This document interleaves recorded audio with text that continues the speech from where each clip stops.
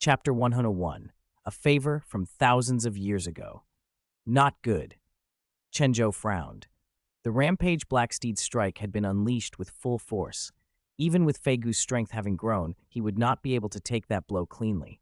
Still, Feigu did not flinch. His eyes flashed coldly, his wings beat fiercely, and he shot straight up like a bolt to meet the steed. Their bodies met midair in a thunderous collision that made the forest itself shudder. Goo goo! Feigu's cry was fierce and determined. His beak and claws turned into razor edges and sank into the Rampage Black steed. But the steed's impact was too powerful. Feigu was sent flying. Several cracks spidered across his wings and metallic feathers rained down in shards. He hit the ground hard, coughing blood and dust, but he did not give in. His wide eyes still burned stubbornly, and his wings trembled as he fought to rise again. Enough, Feigu. Chen Zhou's voice was low, part pain, part resolve. He hurried to the bird's side, knelt, and gently stroked the blood-streaked feathers. Feigu shivered under his touch, but continued to stare forward as if to tell Chen Zhou he could keep fighting. You did very well, Chen Zhou murmured, pride and sorrow tangled in his tone. Feigu had thrown himself into that attack, paying with his body. That courage steadied Chen Zhou, but the fight was far from over. Though wounded, the Rampage Black steed had not fallen. Its single eye glowed wild, its injuries seeming to drive it crazier. It snorted, planted its hooves, and charged again. Humph, seeking death, Chen Zhou said coolly. A chill passed through his gaze as he rose. The air around him began to stir. Goo goo, a soft cry answered, and a warm breeze blew through the clearing. Gale, fierce wind, hurricane. The description came to Chen Zhou like a memory. Long ago on the Douluo continent, a raptor like this had ridden the winds. The free spirits of the world would stop for it. The free spirits would shelter it. Azure wind obeyed its guidance. Fierce wind struck at its foes. Gale lifted its body.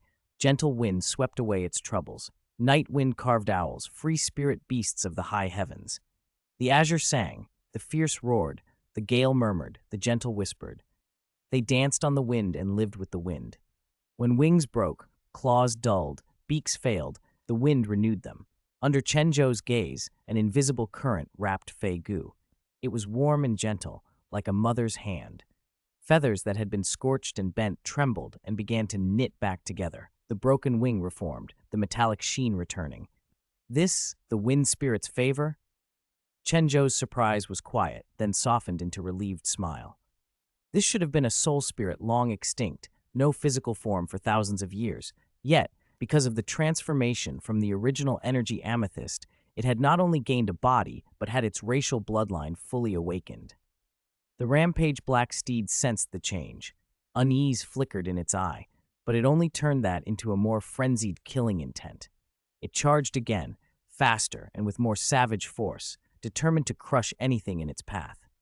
At the same time, Feigu's form brightened and his spiritual essence coalesced. As a soul spirit, he could merge with his contracted spirit master. The rustle of wind voices rose at Chen Zhou's ear, azure and fierce, gale and gentle, invoking a freedom that vibrated through him.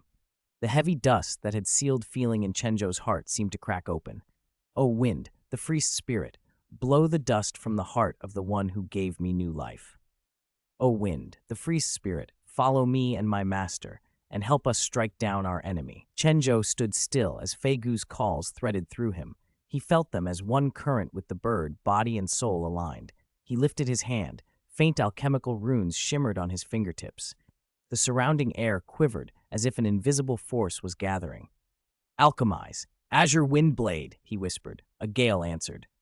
The wind elements between heaven and earth surged, converging on Chen Zhou's command without need of alchemical energy or mental constraint. Invisible blades of wind condensed, razor-sharp and humming with killing intent, aimed straight at the Rampage Black steed. Go, Chen Zhou ordered. The wind blades sliced out like arrows loosed from a bow. They screamed through the air, tearing space with their whistling. Terror flared in the steed's eye, but it could not evade. The blades cut into its flank. Blood spouted where the air-edged swords struck. The steed reared, let out a pained neigh, and crashed to the ground. Its body writhed, trying to throw off the binding wind blades, but they clung like tenacious parasites, cutting deeper with every movement. Chen Zhou watched without pity. Spirit beasts like the Rampage Black Steed were inherently savage. If it escaped, it would only mean more slaughter. He raised his hand, alchemical sigils flaring again, preparing the final strike.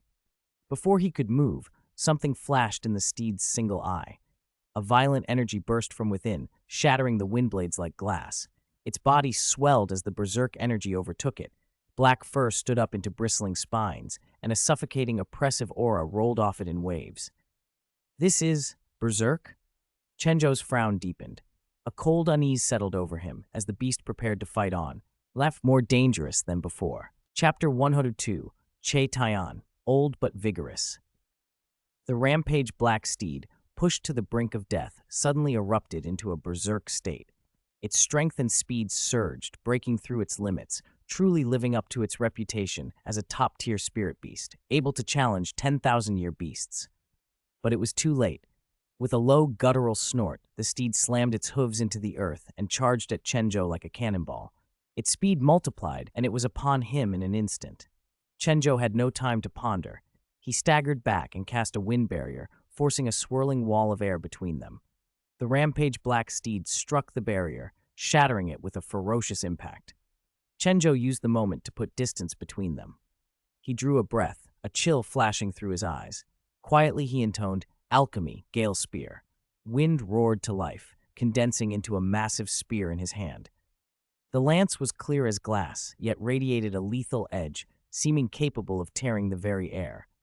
Chen Zhou's fingers tightened around it, and he hurled the spear at the beast. It cut the sky with terrible speed, aiming straight for the steed's heart.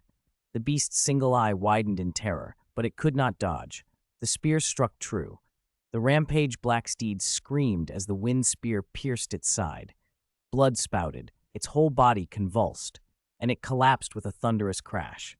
The animal twitched once or twice and then lay still, dead. Chen Zhou walked slowly to the carcass, feelings mixed across his face. The battle was won, but at a cost. Fei Gu, often called Fat Gu, had been healed of his wounds by the wind spirit's favor, but his stamina was totally depleted. He would be unable to fight again for a while. Ku, Fei Gu's voice came softly into Chen Zhou's heart, threaded with fatigue and a hint of satisfaction. Chen Zhou smiled faintly and stroked his companion's feathers. "You did well, Fei Gu. Leave the rest to me." A halo of spiritual energy rose from the steed's body. A 7,000-year Rampage Black Steed could extend Fei Gu's life's lifespan by 700 years, a vast boon.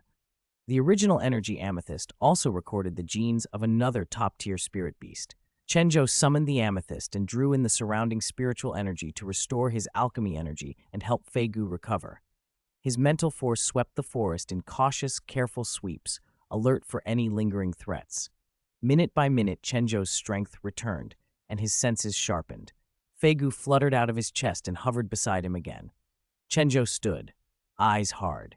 "Next," he murmured, "we hunt more." He moved deeper into the forest, laying alchemical runes as he went and searching for other spirit beasts. Fei Gu shadowed him like a faithful echo. At the Donghai City Soul Guidance Station, an alert old man stepped off the train and casually tossed his conductor's uniform aside. Seeing no one watching, he slipped into the crowds and melted into the city. Che Taiyan's curiosity had gotten the better of him. He had put on a show, tactically exposing a flaw to bait the Eagles faction, manipulating the investigation team, and taking the lead in council meetings. He deliberately submerged himself in the murky waters of Mingdu's official circles, letting himself sink to the bottom. As expected, the Doves faction's council members seized on his manufactured flaw. The Doves, masterful at infighting and power plays, viewed Chetine's mistake as a juicy opportunity. What they didn't realize was that the mistake was bait in a larger, carefully woven net. Che Taiyan's plan was simple in outline, but intricate in execution. He took the fall and immediately accepted help from the Eagles faction. They agreed to back the election of his successor, recommending one of his nephews, and promised substantial benefits. While Eagles fretted about the state of affairs, and Doves delighted in their perceived advantage, Che Taiyan instructed his family to keep quiet and announced his retirement and returned to his hometown. But instead of going home, he slipped onto the Soul Guidance train and stowed away to Donghai City. He wanted to see the source of the federal transformation, this city that had pushed a decaying old ship forward, and find out what power lay here. Standing on Donghai's streets, Che Taiyan breathed in the city's unique air. Unlike noisy, pressured Mingdu, Donghai felt calm and orderly. The architecture was old in style, but threaded with a modern sensibility. Soul guidance technology here seemed perfectly integrated with tradition, ancient aesthetics and future possibilities coexisting. "Is this where it all began?" he murmured, a flicker of curiosity and expectation in his eyes. He didn't rush. He wandered the streets, taking everything in. People moved briskly, but there was a confident, contented look on their faces, something he rarely saw in Mingdu, where anxiety and pressure were constants. Here, life felt lighter. He stepped into a tea house, ordered a clear cup of tea, and sat in a quiet corner, listening. Conversations drifted around him, advances in soul guidance technology, everyday matters, a shared eagerness about life's possibilities. "Did you hear? Jisho Chamber of Commerce just released a new spirit tool, a type of soul guidance car, and it's much cheaper than anything else on the market," a middle-aged man said excitedly. "I heard," another chimed in. "The Supreme Research Group is something else. After getting rid of those freeloaders from the high-tech park, they keep putting out new, practical products." "I never thought I'd be able to drive one of those soul guidance cars myself," a weathered man said, smiling. Che Taiyan listened, and a thoughtful light passed through his eyes. He sipped his tea and watched the city around him, this place that had quietly become the starting point for so many changes. Chapter 103, Curiosity. The names Jisho Chamber of Commerce and Supreme Research Group had become legendary in East Sea City. Che Taiyan smiled to himself. He had come to the right place. He resolved to look deeper into those two organizations to learn how they had changed the city so quickly and even reshaped the Federation's balance of power. He set his teacup down, rose, and left the tea house, heading for the commercial district. Both sides of the street were a blaze of light. Spirit tools glimmered in shop windows, drawing the eye. Many storefronts bore the logos of either Jisho Chamber of Commerce or Supreme Research Group. Their influence seemed to reach every corner of East Sea City. He stepped into a spirit tool specialty shop. Rows of spirit tools were on display, from household spirit lamps to combat weapons, everything imaginable. A clerk greeted him cheerfully. "Sir, welcome. All our stock are the latest models from Jisho Chamber of Commerce and Supreme Research Group. Top quality at reasonable prices." Che Taiyan nodded and picked up a device at random, studying its craftsmanship. The designs were exquisite, powerful, yet simple to operate, suitable even for ordinary users. No wonder these products had become so popular so quickly. "Are all these made by Jisho and Supreme Research?" he asked. The clerk smiled. "Yes, sir. Jisho handles production and sales. Supreme Research Group handles R&D. They work very closely. New models come out almost every month." Che Taiyan continued to browse. Customers flowed in steadily. Many had specifically come for Jisho and Supreme Research products. It was clear the two organizations dominated East Sea City's spirit tool market. He was about to head for their headquarters to learn how they operated when three burly men with crew cuts stepped in front of him.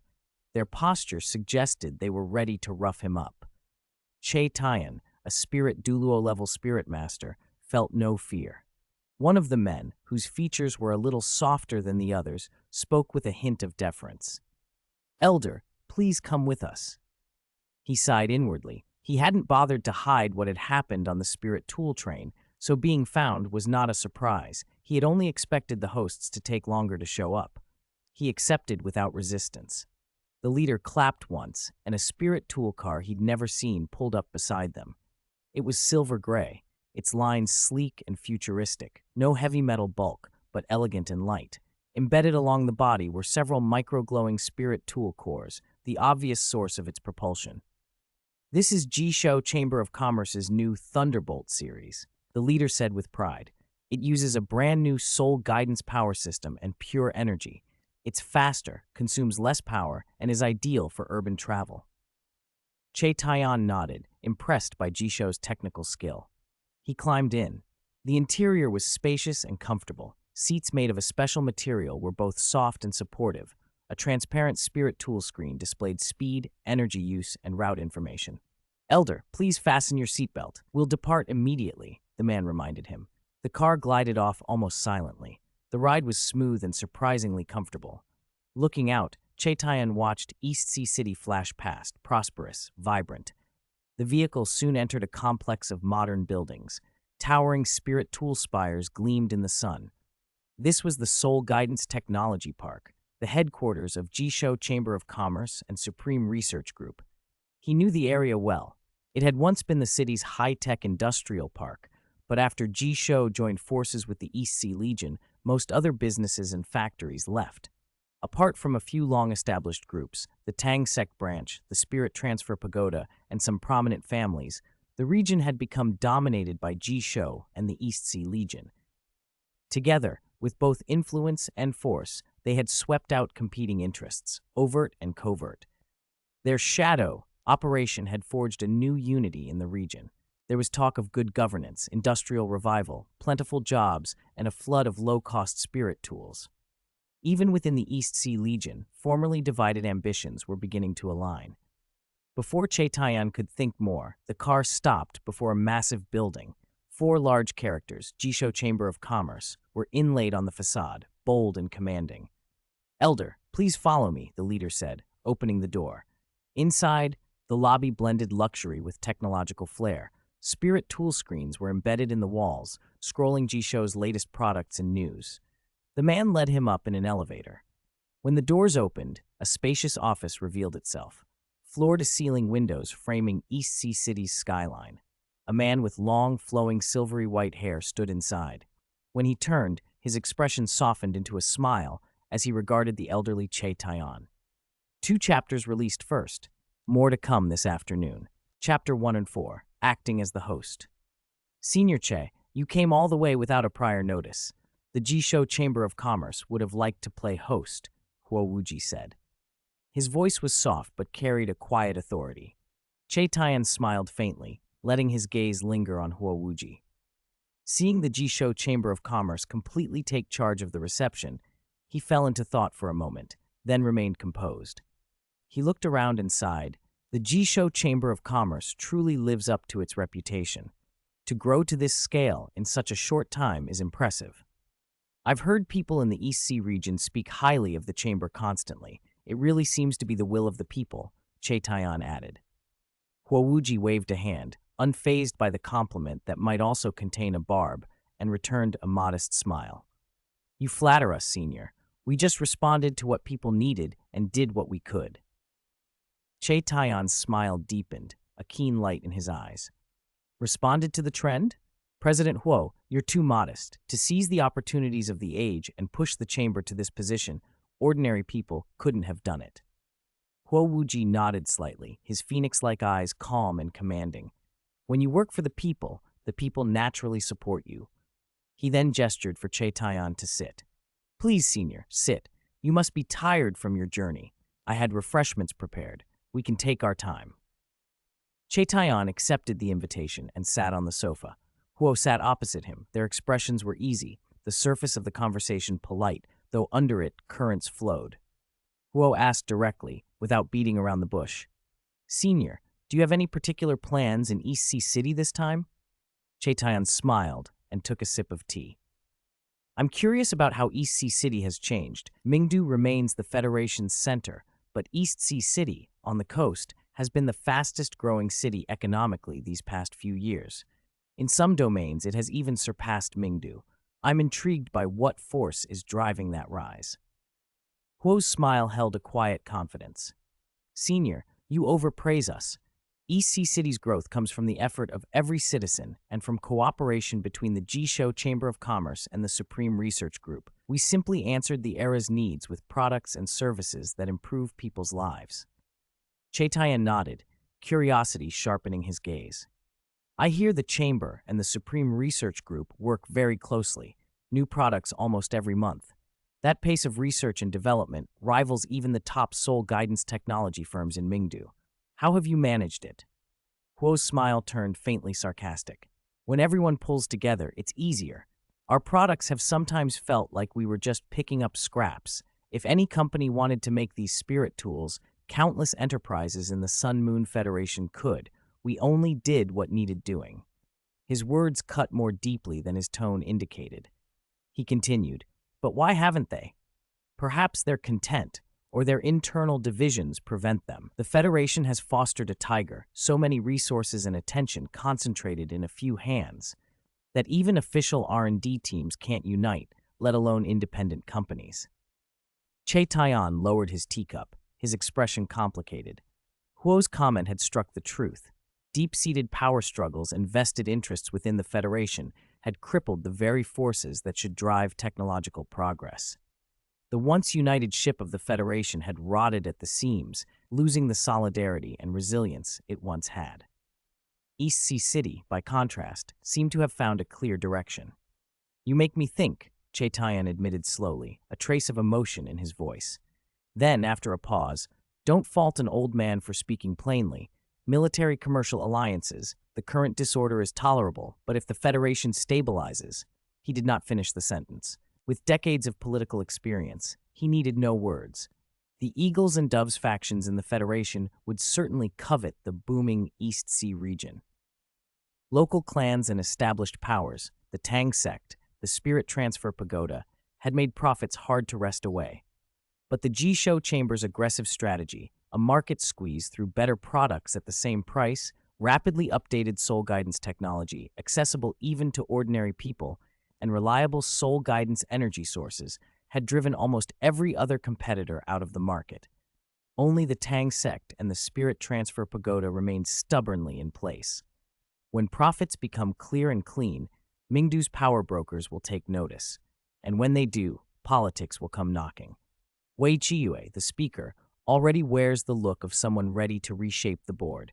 The newly formed Federal Investigation Team is a tool not only for law, but for balancing interests. Show loyalty, and you get a slice. Those who acted independently, like the Jisho Chamber of Commerce, are obvious targets for a crackdown. The delay in sending investigators is a deliberate maneuver to see who will align and who won't. The best dishes are often saved until the end. As for the scapegoat, Shui Shuheng was the perfect choice. Stubborn, old, pushing reforms at the wrong time. If not him, then who? He must have known the risks. From the first arrow shot, there is no turning back. To challenge entrenched, corrupt forces requires paying a price. Shui Shuheng had long been mentally prepared. In truth, he had long stopped fearing life or death.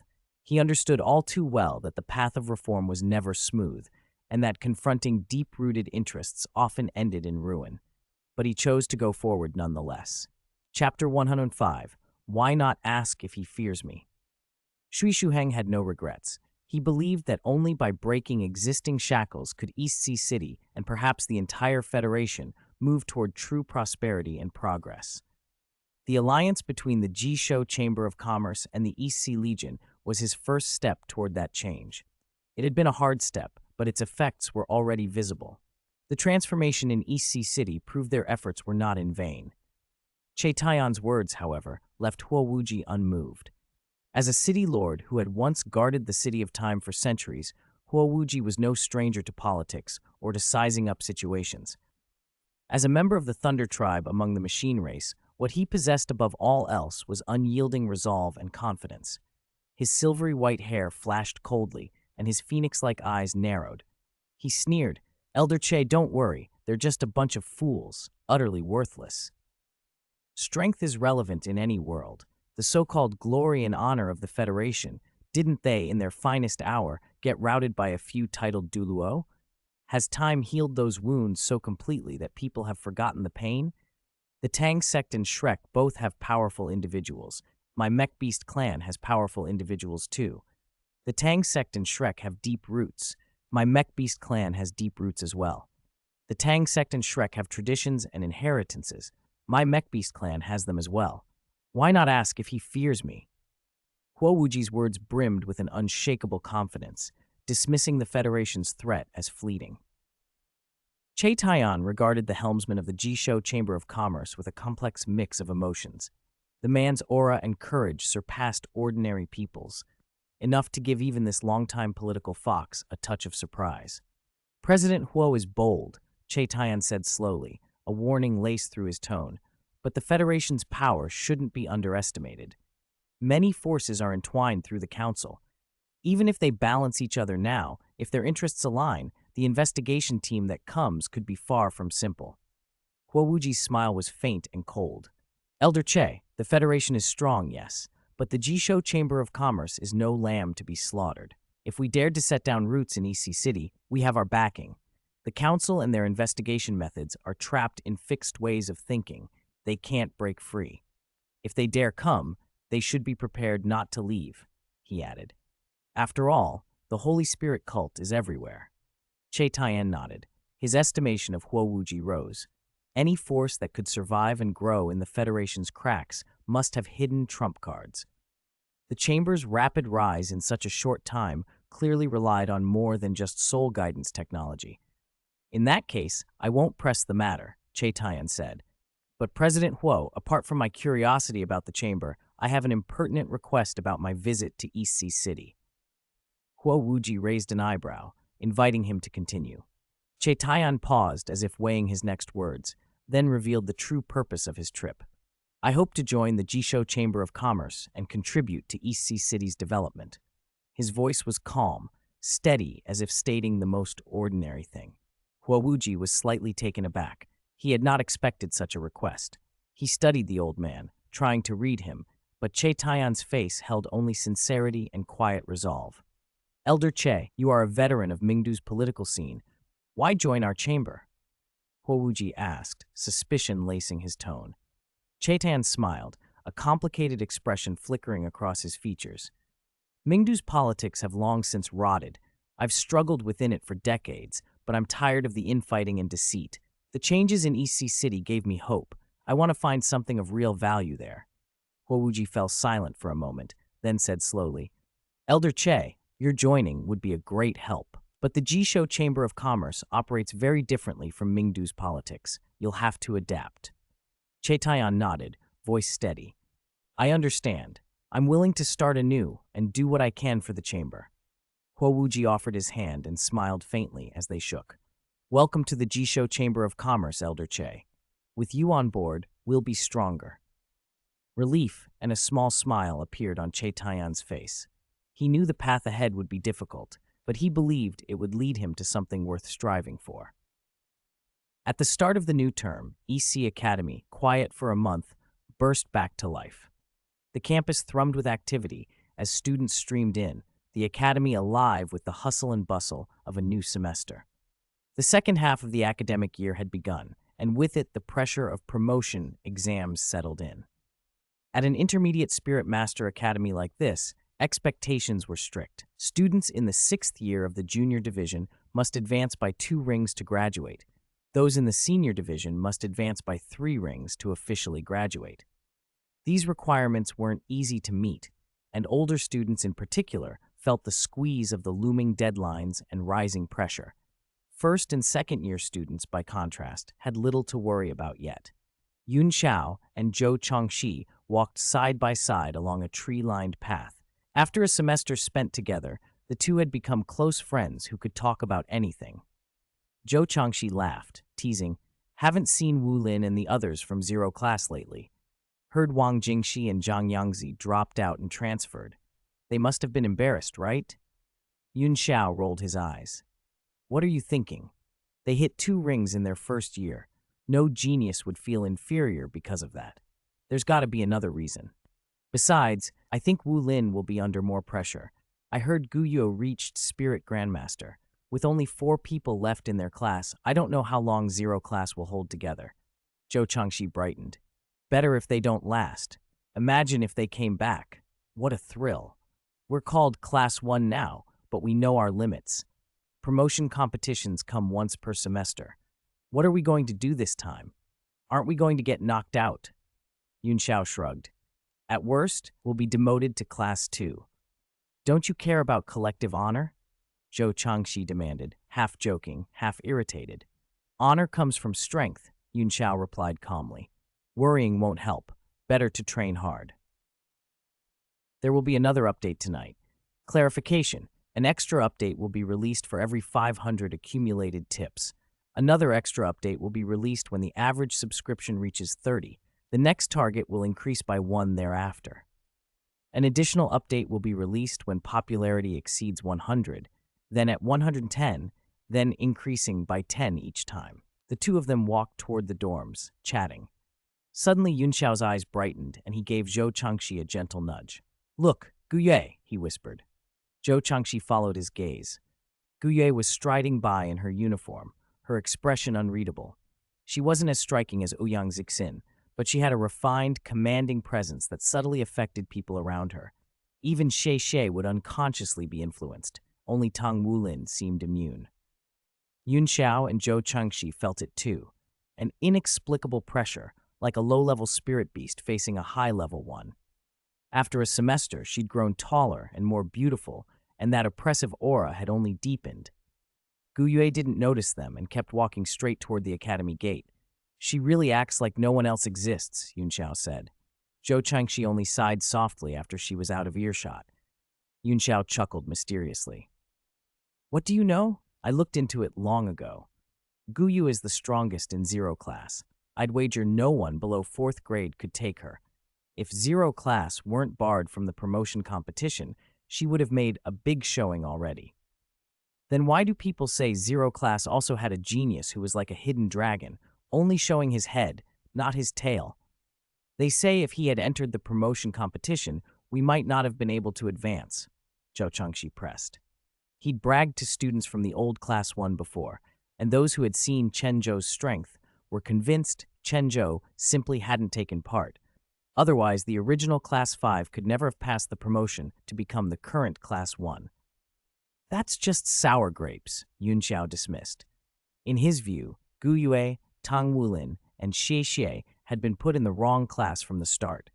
Their talent was in a different league. He shook his head, and they continued on. In the teaching office, Long Hongshu spoke earnestly to Wu Jiangkong. "Teacher Wu, please accept this student. After the academy's investigation, she definitely qualifies for zero class." Wu Jiangkong glanced coldly at the girl standing beside Long Hongshu. She kept her head down, timid. "My class only takes monsters, not ordinary students," he said flatly. "Do you really think she can make it? She only has 1 ring." Long Hongshu's lips tightened. "Teacher Wu, I think zero class needs adjusting. Guyue and Xixie are fine, but why were Zhang Yangzi and Wang Jinxi allowed to leave?" The dean explained it, but I still think letting 2 two-ring geniuses go for the sake of 1 one-ring Tang Wulin weakened the class. If that keeps happening, is there any point to zero class? We've found another talent for you now, and you're making excuses. If this continues, I'll consider petitioning the academy to revoke zero class's designation. There are only 4 students left. "You should take that up with the dean, not me," Wu Jiangkong said coldly. "Students make their choices, and I make mine." Long Hongshu looked at him with steely determination. He had heard this kind of talk before, the typical rhetoric of Shrek Academy. As a teacher, imparting knowledge, training skills, and resolving doubts should matter most. Was zero class strong because its students were naturally monsters, or did great teaching make them strong? To Long Hongshu, dismissing ordinary students because they weren't born as monsters was burying one's head in the sand. "Teacher Wu, remember, this is East Sea Academy. East Sea is different now. If they're East Sea students, we teach them. If they're talented, we give them resources." Long Hongshu's words aimed at more than a classroom debate. East Sea had changed. Aristocrats and officials were paper tigers in the face of rising military power. Shrek and the Tang sect were no longer unassailable in the face of the Jishou Chamber of Commerce and shifting politics. Wu Jiangkong, who had settled into teaching since leaving Shrek, had been somewhat insulated from these changes. Still, Long Hongshu had a point. He had once been a discarded disciple of Shrek. What right did he have to cling to past certainties? His viewpoint had softened. He looked at the girl again. "Xu Xiaoyan, right? I'll give you a chance. Within a month, win my approval and the approval of the other zero-class students. If you can't, regardless of your background, you won't be my student. Do you understand?" Xu Xiaoyan kept her head bowed and dared not look up. She could only nod, her head almost buried in her chest. "Come with me. I'll arrange a dorm for you." Wu Jiangkong turned and left without so much as a look at Long Hongshu. Xu Xiaoyan hurried to follow. Long Hongshu watched them go, but he wasn't angry at Wu Jiankong's brusqueness. A triumphant smile played across his face. "This guy cares about zero class," he murmured. "That's why he yielded, subtly. If he cares, he'll try his best. Good, I'm looking forward to it." He picked up his soul communicator, straightened, and dialed. "Dean, hello? After a semester of training, we've invested heavily in zero class, and then 2 of their students left. The board has started questioning your decision. I think it's time to give zero class a chance to prove themselves publicly and show that they're worth our continued investment. What do you think?" "Yes, that's exactly what I think," the dean replied. "Let them go." "Dean, East Sea has changed. With Chen Zhou here, the academy already has a great advantage. It's easy to add finishing touches, but hard to supply the essentials when needed. We should capitalize on Chen Zhou's presence while we can. No one likes people who waver." "Yes, I'll start making arrangements now." The next day, at the opening ceremony, Chen Zhou showed proper respect to Yuzhen and arrived on time. He stood with the other first years in the zero-class formation at the front. Guyue and Shishe were there. Tang Wulin was absent. Chen Zhou glanced around, momentarily surprised, then closed his eyes and began to meditate, carving the earth spiritual rune in his mind. Author's note: one more update tonight. For every 500 accumulated rewards, there will be an extra update. If the average subscription reaches 30, I'll add another update. Each time, the average subscription needs to increase by 1 for the next extra update. If popularity exceeds 100, another extra update will be released.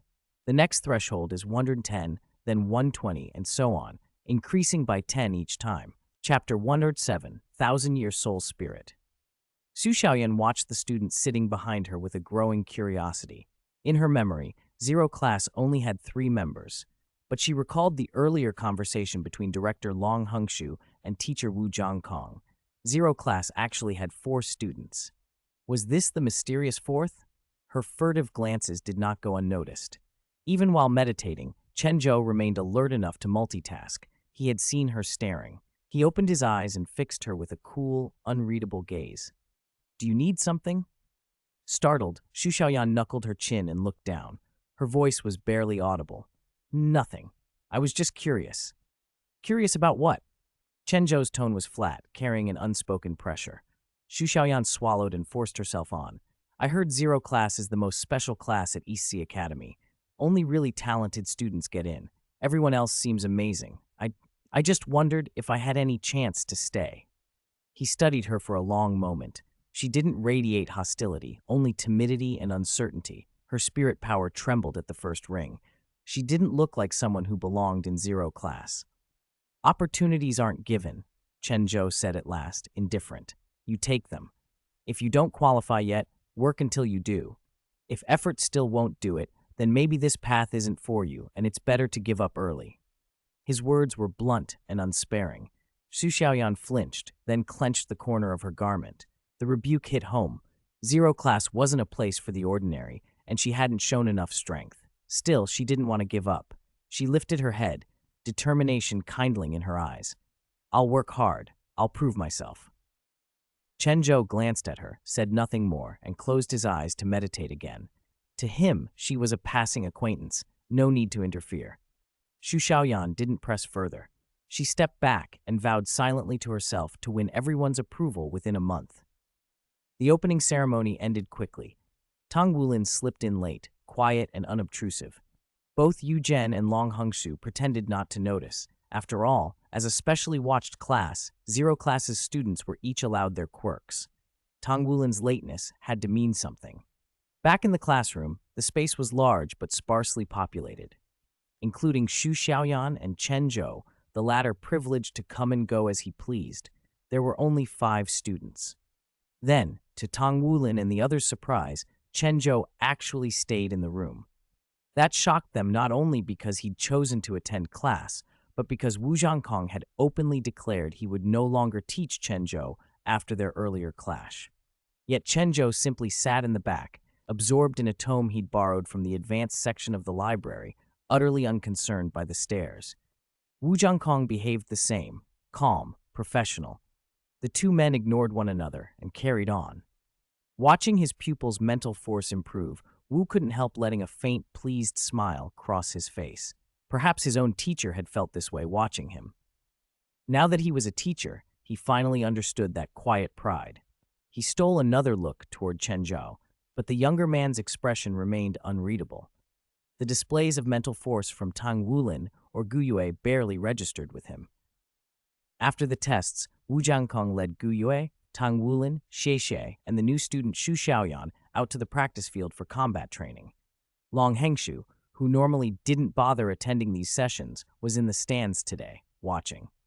He seemed intent on confirming something. Not finding Chen Zhou in the group, his face tightened with helplessness. He knew Chen Zhou well, how Lin Shimeng, his junior sister, had been sending letters, and how the boy had behaved over the past semester. Chen Zhou preferred solitude. At his age, he had a chill reserve, as if the world's complexity had taught him social interactions were useless. He simply abandoned them. Long Hengshu had hoped that Chen Zhou's occasional return to zero class might leave a thread of connection in the boy's heart. But it looked like Chen Zhou was only drawn back by the classroom's frequent emptiness and quiet, the perfect place to read.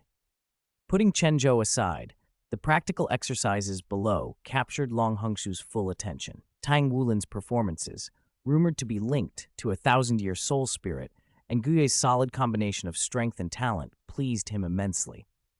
Finally, he felt that East Sea Academy's investment had paid off. Whatever Wu Jiankong's lofty claims about zero class accepting only monsters, Long Hengshu thought otherwise. Tang Wulin had not even earned the Spirit Ascension platform qualification here before. His soul spirit had been only at the 10-year level. There was no way he could have achieved such a leap in power without the Academy's resources and training.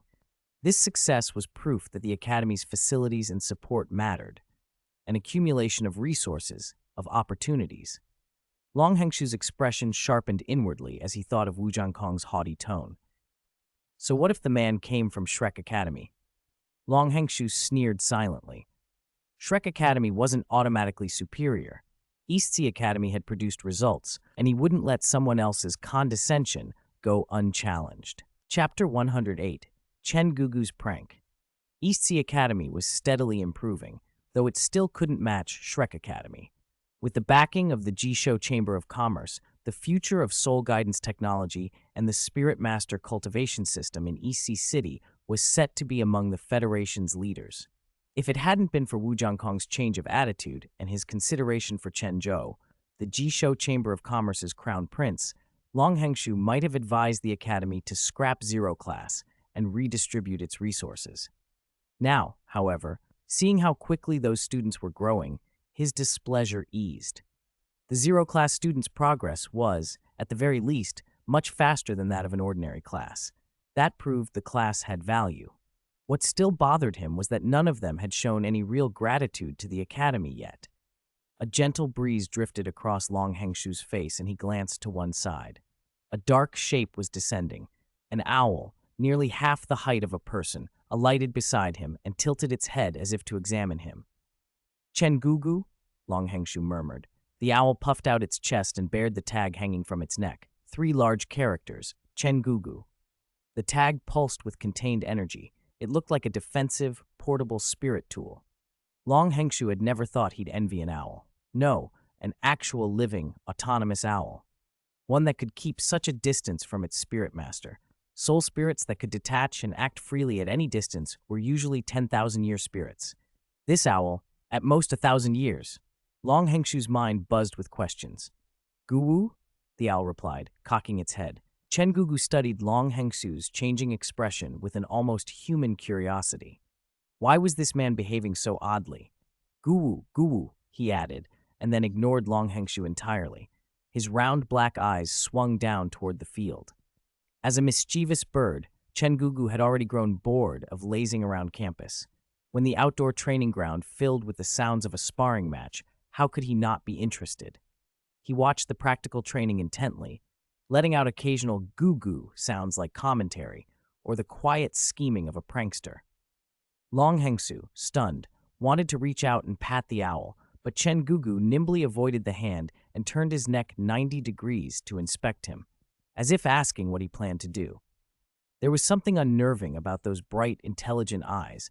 They made him feel as if he weren't facing a common spirit, but an independent, thinking being.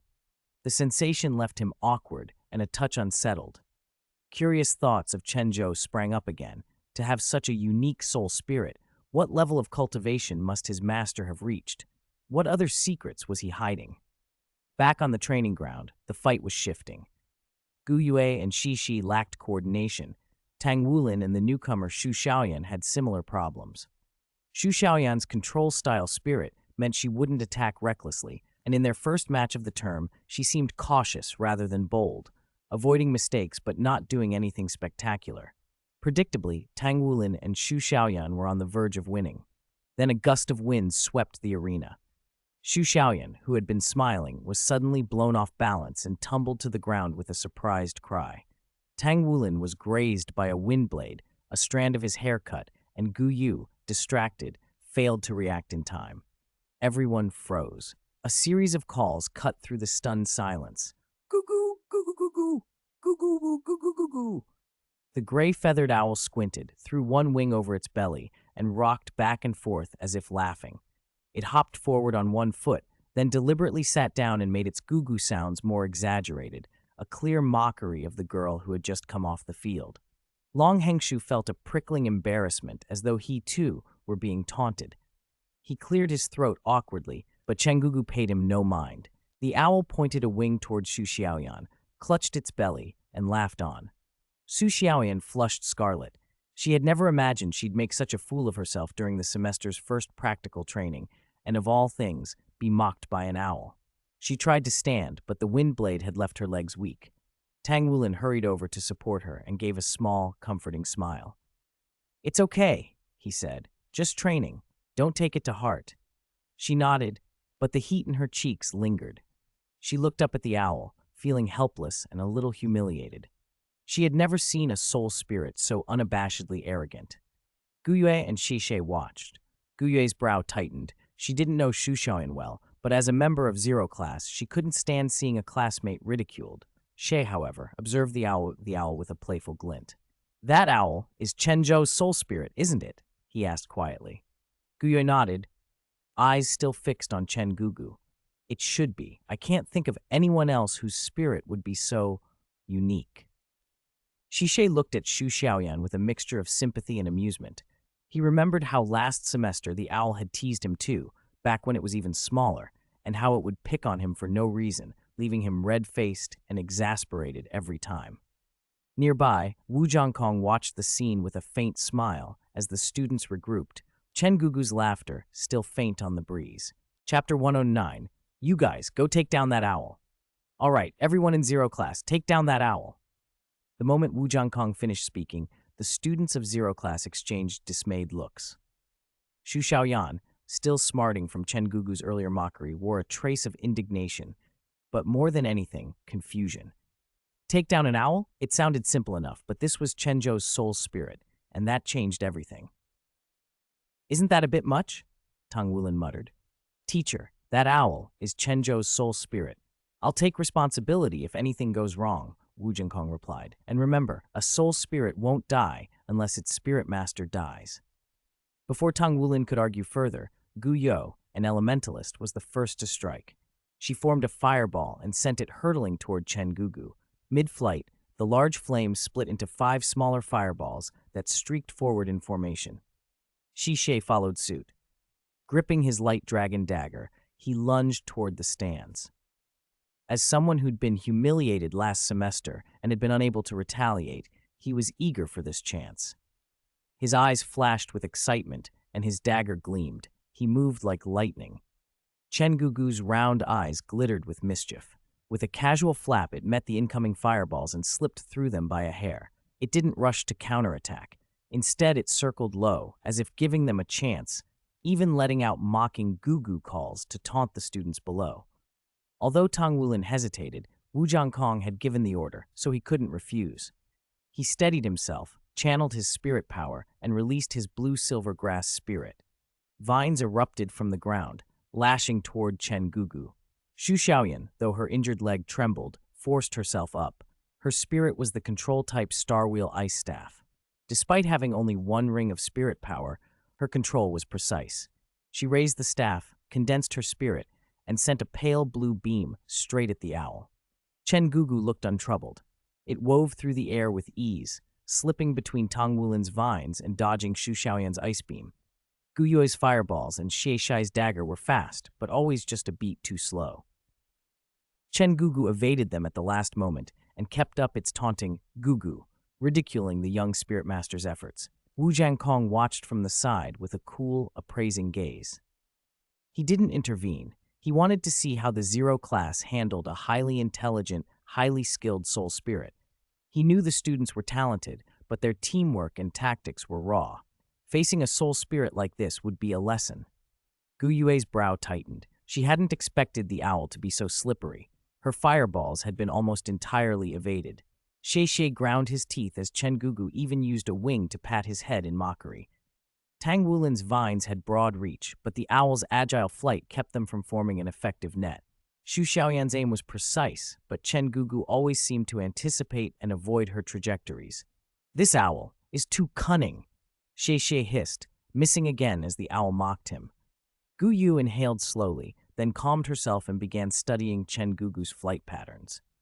As an elementalist, she could manipulate space. Teleportation was within her wheelhouse. But this time she planned to teleport high in the air. Spirit power surged. Wind and ice condensed around her, forming flying shards and wind blades aimed at the owl. In a flash, Guyue vanished from the ground and reappeared above Chen Gugu. The ice and wind blades closed in, sealing off its escape routes. Chen Gugu's round eyes sharpened. It beat its wings desperately and tried to break free, but Guyue's blades were denser and more precise than before. The owl's flight corridor narrowed until it stalled in midair, wings drawn in as it searched for a way out. Tang Wulin's vines shot up again from the ground, binding toward the trapped owl. Xu Xiaoyan's ice beam followed, aiming for Chen Gugu's wings to clip its mobility. Xie Xi's eyes lit with hope. He rushed in, dagger poised to deliver the decisive strike. Then the owl's expression shifted, cunning, almost smug. It spun violently, whipping up a sudden pressure of wind that scattered the surrounding ice shards and wind blades. With a fierce flap, it sent a concentrated wind blade toward Xi Xi. Caught off guard, Xi Xi took the full impact and was hurled backward, crashing hard to the ground. Guyu's teleportation was disrupted by the gust. She tumbled out of the sky, but Tang Wulin's blue-silver grass vines snagged her and prevented a fall. Xu Xiaoyan's ice control was scattered, and she staggered back, nearly losing her footing. Chen Gugu circled triumphantly, letting out Gugu as if sealing its victory, its eyes still bright with that same calculating gleam. Wu Jiankong allowed the scene a moment, then nodded with faint approval. He wasn't disappointed by the Zero class's failure. Far from it. Chen Gugu's intelligence and combat ability had shown through, and the students had learned far more from this defeat than any lecture could teach. "All right, the exercise ends here." His voice carried unquestionable authority. Reluctantly, the students dismissed their spirits, lined up, and prepared for whatever lesson Wu Jiankong would deliver next. Author's note: one more update tonight. Clarifying the bonus chapter rules. For every 500 in accumulated tips, an extra chapter will be added. If average subscriptions climb past 30, another extra chapter will be added. The next milestone is an increase of 1 in average subscriptions, and so on. If overall popularity exceeds 100, that also triggers an extra chapter.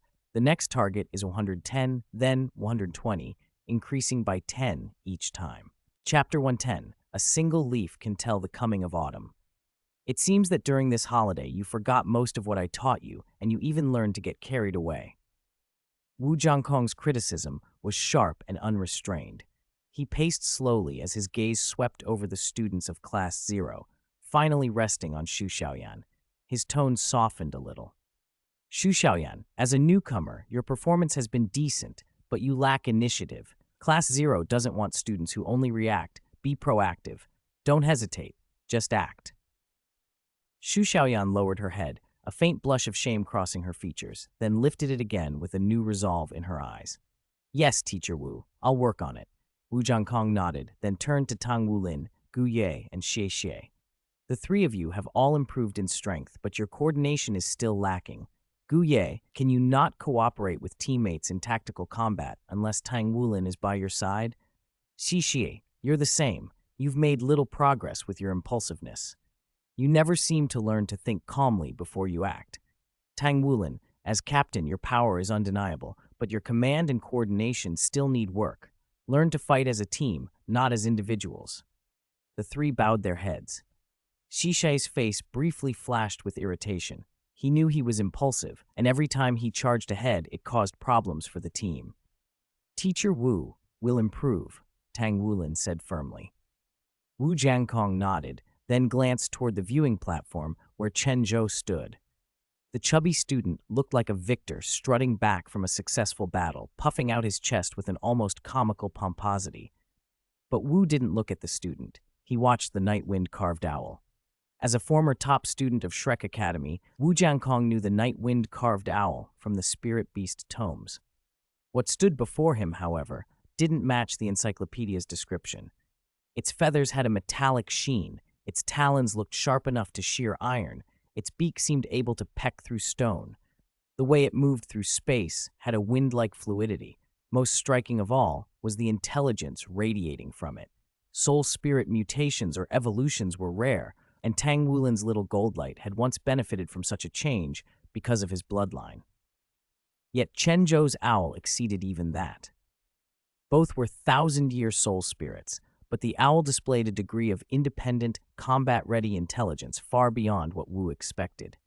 It moved and thought almost like a human in battle, decisions made autonomously, tactics executed with a depth of comprehension that should not belong to a spirit of even much greater age. Could Chen Zhou possess a method for cultivating soul spirits like this? The thought intrigued Wu. In the soul spirit era, fusion with soul spirits was essential.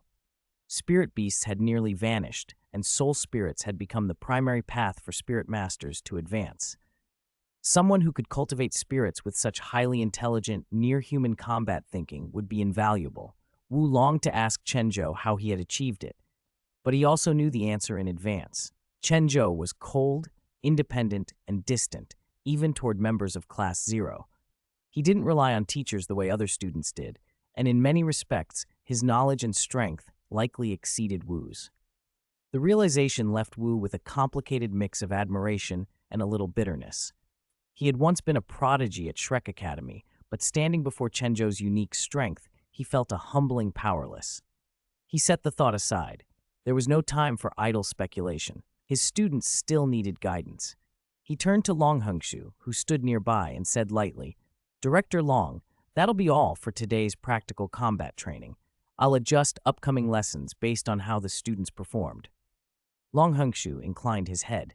He still bore some displeasure from Wu's earlier attitude, but watching Class 0 had made him acknowledge Wu's methods. He glanced at Chen Zhou and felt something like awe. The owl's performance was a lesson in itself, an uncompromising reminder that talent and genius were often beyond ordinary estimation. Long had long suspected Chen Zhou's strength, today only deepened that conviction. He stepped down from the platform and, choosing his words carefully, addressed Wu Jiankong. "I have more confidence in your class now. I think I can persuade the dean to increase our investment. Tell me what you need, Teacher Wu." Wu accepted the move toward cooperation gracefully. "We need to strengthen the students' diet. They're in crucial growth stages. Nutrition matters. The spirit is part of the body. It requires proper nourishment." Long smiled wryly. "If they all ate properly, no problem. But Tang Wulin's appetite, he could empty the Academy's Type A rations by himself." Wu regarded him calmly. "You saw his strength data, and that 1,000-year spirit ring. Do you think that came out of nowhere? The ability to absorb energy and improve oneself from food is extraordinary in itself." Long thought for a moment and then nodded. The matter made sense. They stood for a moment in the cooling afterglow of the lesson, the students murmuring and slowly dispersing, while the night wind carved owl remained a silent, sharp-eyed presence, an emblem of an age where even a single remarkable spirit could change the course of a student's destiny. Chapter 111, East China Sea Alliance Competition. Wu Jiankong continued, "East Sea City is rich in seafood, many of them excellent for nourishment. Provide these resources to the children. Their growth needs a solid foundation. Long Hongsu nodded slightly, showing no sign of refusal. I'll submit the report, but Teacher Wu, as you know, having zero class places a heavy burden on the academy. Your resource consumption far exceeds expectations, especially the Spirit Ascension platform. Its operation is extremely costly. Fortunately, you managed to cultivate an anomaly like Tang Wulin. Still, what the academy needs most is glory. Do you understand? Next, the academy may ask you to enter the Tianhai Alliance competition. You need to be prepared. Even if you can't take first place, at least make a strong impression and win some honor for the academy. Our current target is the Excellent Newcomer Award or the Excellent Newcomer Team Award.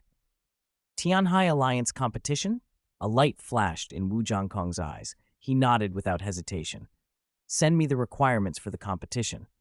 Long Hongsu looked surprised. He had expected Wu to refuse. These children were only 10 years old after all. He hadn't expected Wu to agree so quickly.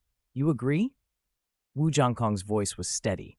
Actual combat is the best training. Though they are focused on spirit master cultivation, they need practical experience. Long Hongsu let out a relieved breath. That's great. I was worried you'd say no. I'll report it right away. I can guarantee that, at least until the Tianhai Alliance competition finishes, your food supply will be no less than Shrek Academy's. The academy is really investing heavily this time. Good. Wu Zhangkong replied briefly. Come over here. He walked into the arena and beckoned the children. Tang Wulin and the others hurried forward. Now, let's analyze your recent group combat, Wu said, turning serious as he looked at Tang Wulin. You need to be more adept and don't leave any openings. Yes, Teacher Wu. Tang Wulin's voice trembled with excitement. After his blue-silver grass advanced to the Millennium level, its control and combat capabilities had finally shown themselves. He was certain that unlocking the Golden Dragon King's second seal would trigger another evolution and further improvements.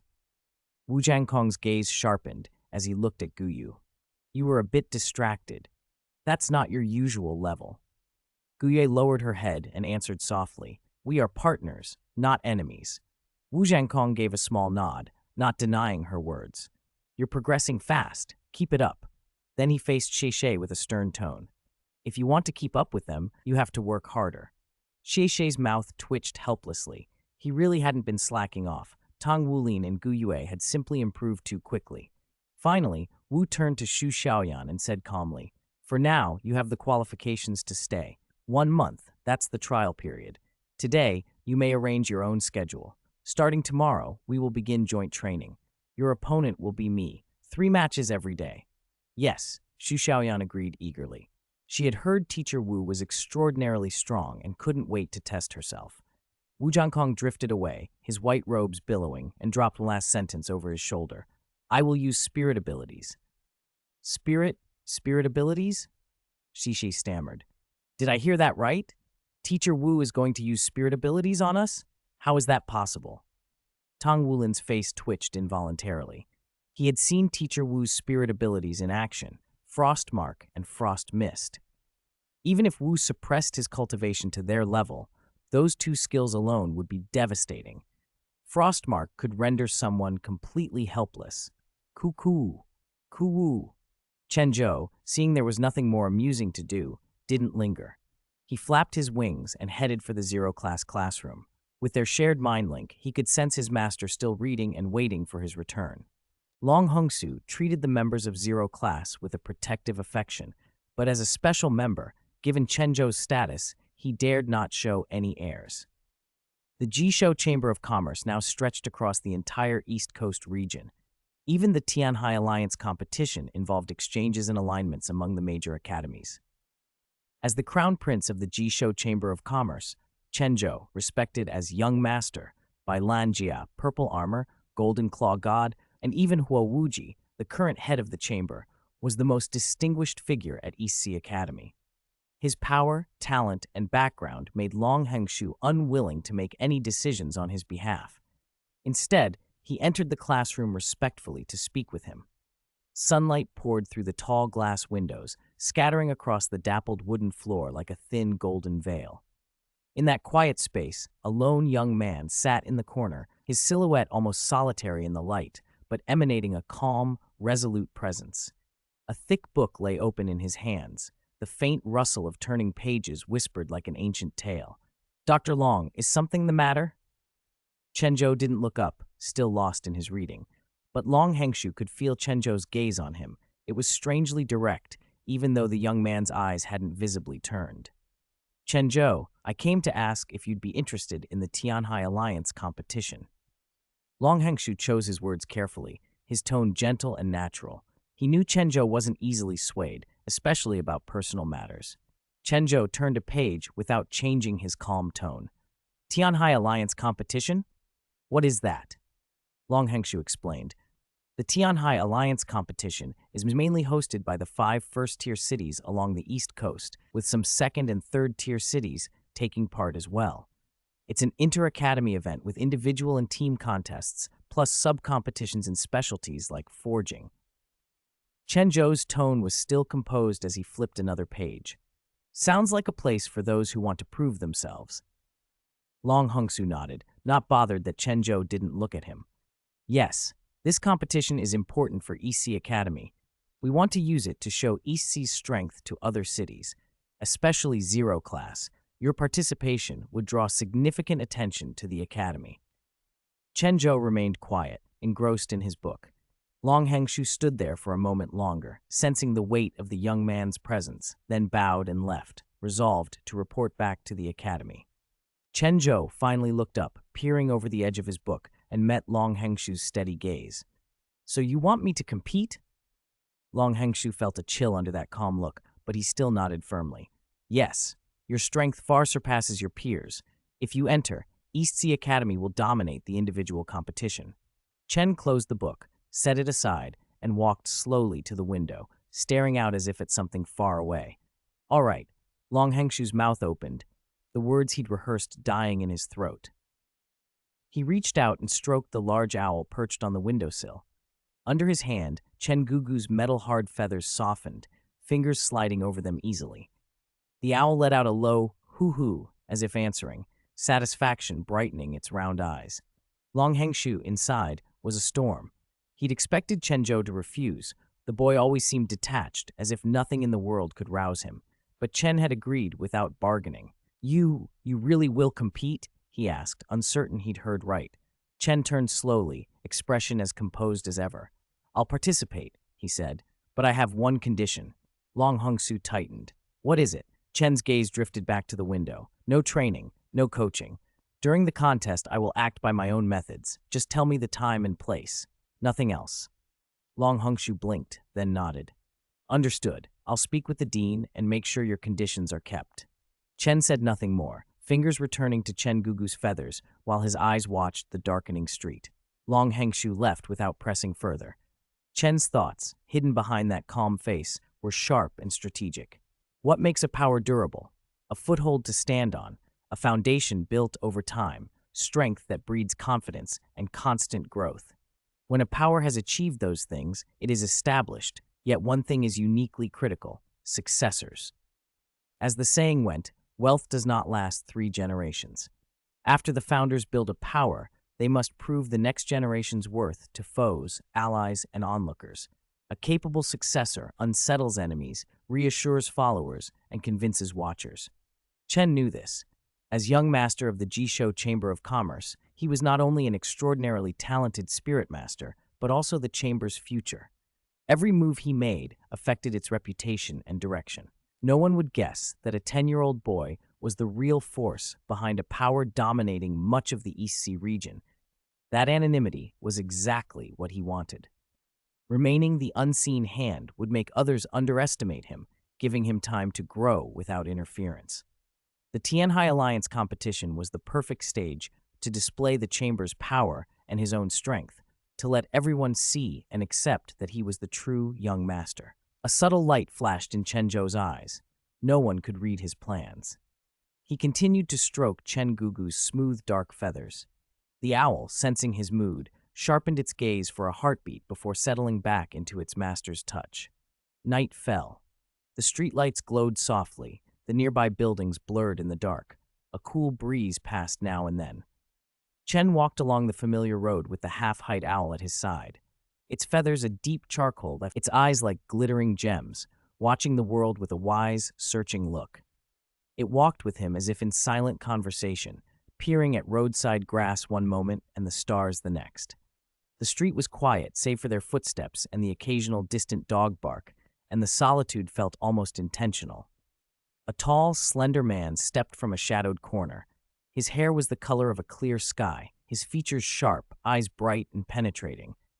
Chen stopped and, despite a previous clash between them, greeted him with a respectful tone. "Teacher Wu, what brings you here?" Wu Jiankong regarded Chen with an intensity that always made it difficult for him to treat the boy like a mere junior. "Chen Zhou," he said simply, "I want to talk to you." Chen inclined his head. "Please." Wu hesitated, then spoke slowly. "Your soul spirit, Chen Gugu. Its performance surprised me. I've never seen a soul spirit that combines intelligence and combat ability so well. How did you cultivate it?" Chen's expression remained composed as he stroked the owl. A soul spirit's growth depends on the spirit master's state of mind and the nourishment of spirit power. I gave it freedom and trust and let it grow in its own way. Author's note, with over 110 likes, I'm adding an extra chapter. I still need to make up one from yesterday, in addition to the 3 daily updates, so there will be 5 chapters today, the first 3 in the morning and the rest in the afternoon. Wu Jiankong's frown deepened. He was clearly dissatisfied with Chen Zhou's evasive answer. He pressed on. Its intelligence and combat ability are beyond any ordinary soul spirit. That can't be explained by freedom and trust alone. Chen Zhou's gaze flickered, and he chuckled. If Teacher Wu already knows, why would you expect me to tell you? For a moment, Wu Jiankong had no retort. As one of Shrek Academy's top students, he was fascinated by soul spirits and intensely curious about an exceptional one like Chen Gugu. If whatever method had produced Chen Gugu could be generalized, it would mean enormous gains for his disciples, his colleagues, and even the Tang sect. "You can name the conditions," he said, trying a different tack. Chen Zhou stroked Chen Gugu's feathers without much interest. "Teacher Wu, you've misunderstood. Chen Gugu's way of growing isn't suitable for everyone. Its existence is an anomaly. Even if I told you everything, you couldn't reproduce it." Wu Jiankong's skepticism only grew. He believed soul spirits followed patterns, and while Chen Gugu was unusual, he didn't think it impossible to replicate. He pushed, earnest now. "Chen Zhou, I know you have secrets, but soul spirit cultivation affects the whole future of the spirit master world. If you shared your experience, it could help many spirit masters get stronger and might even change the whole landscape."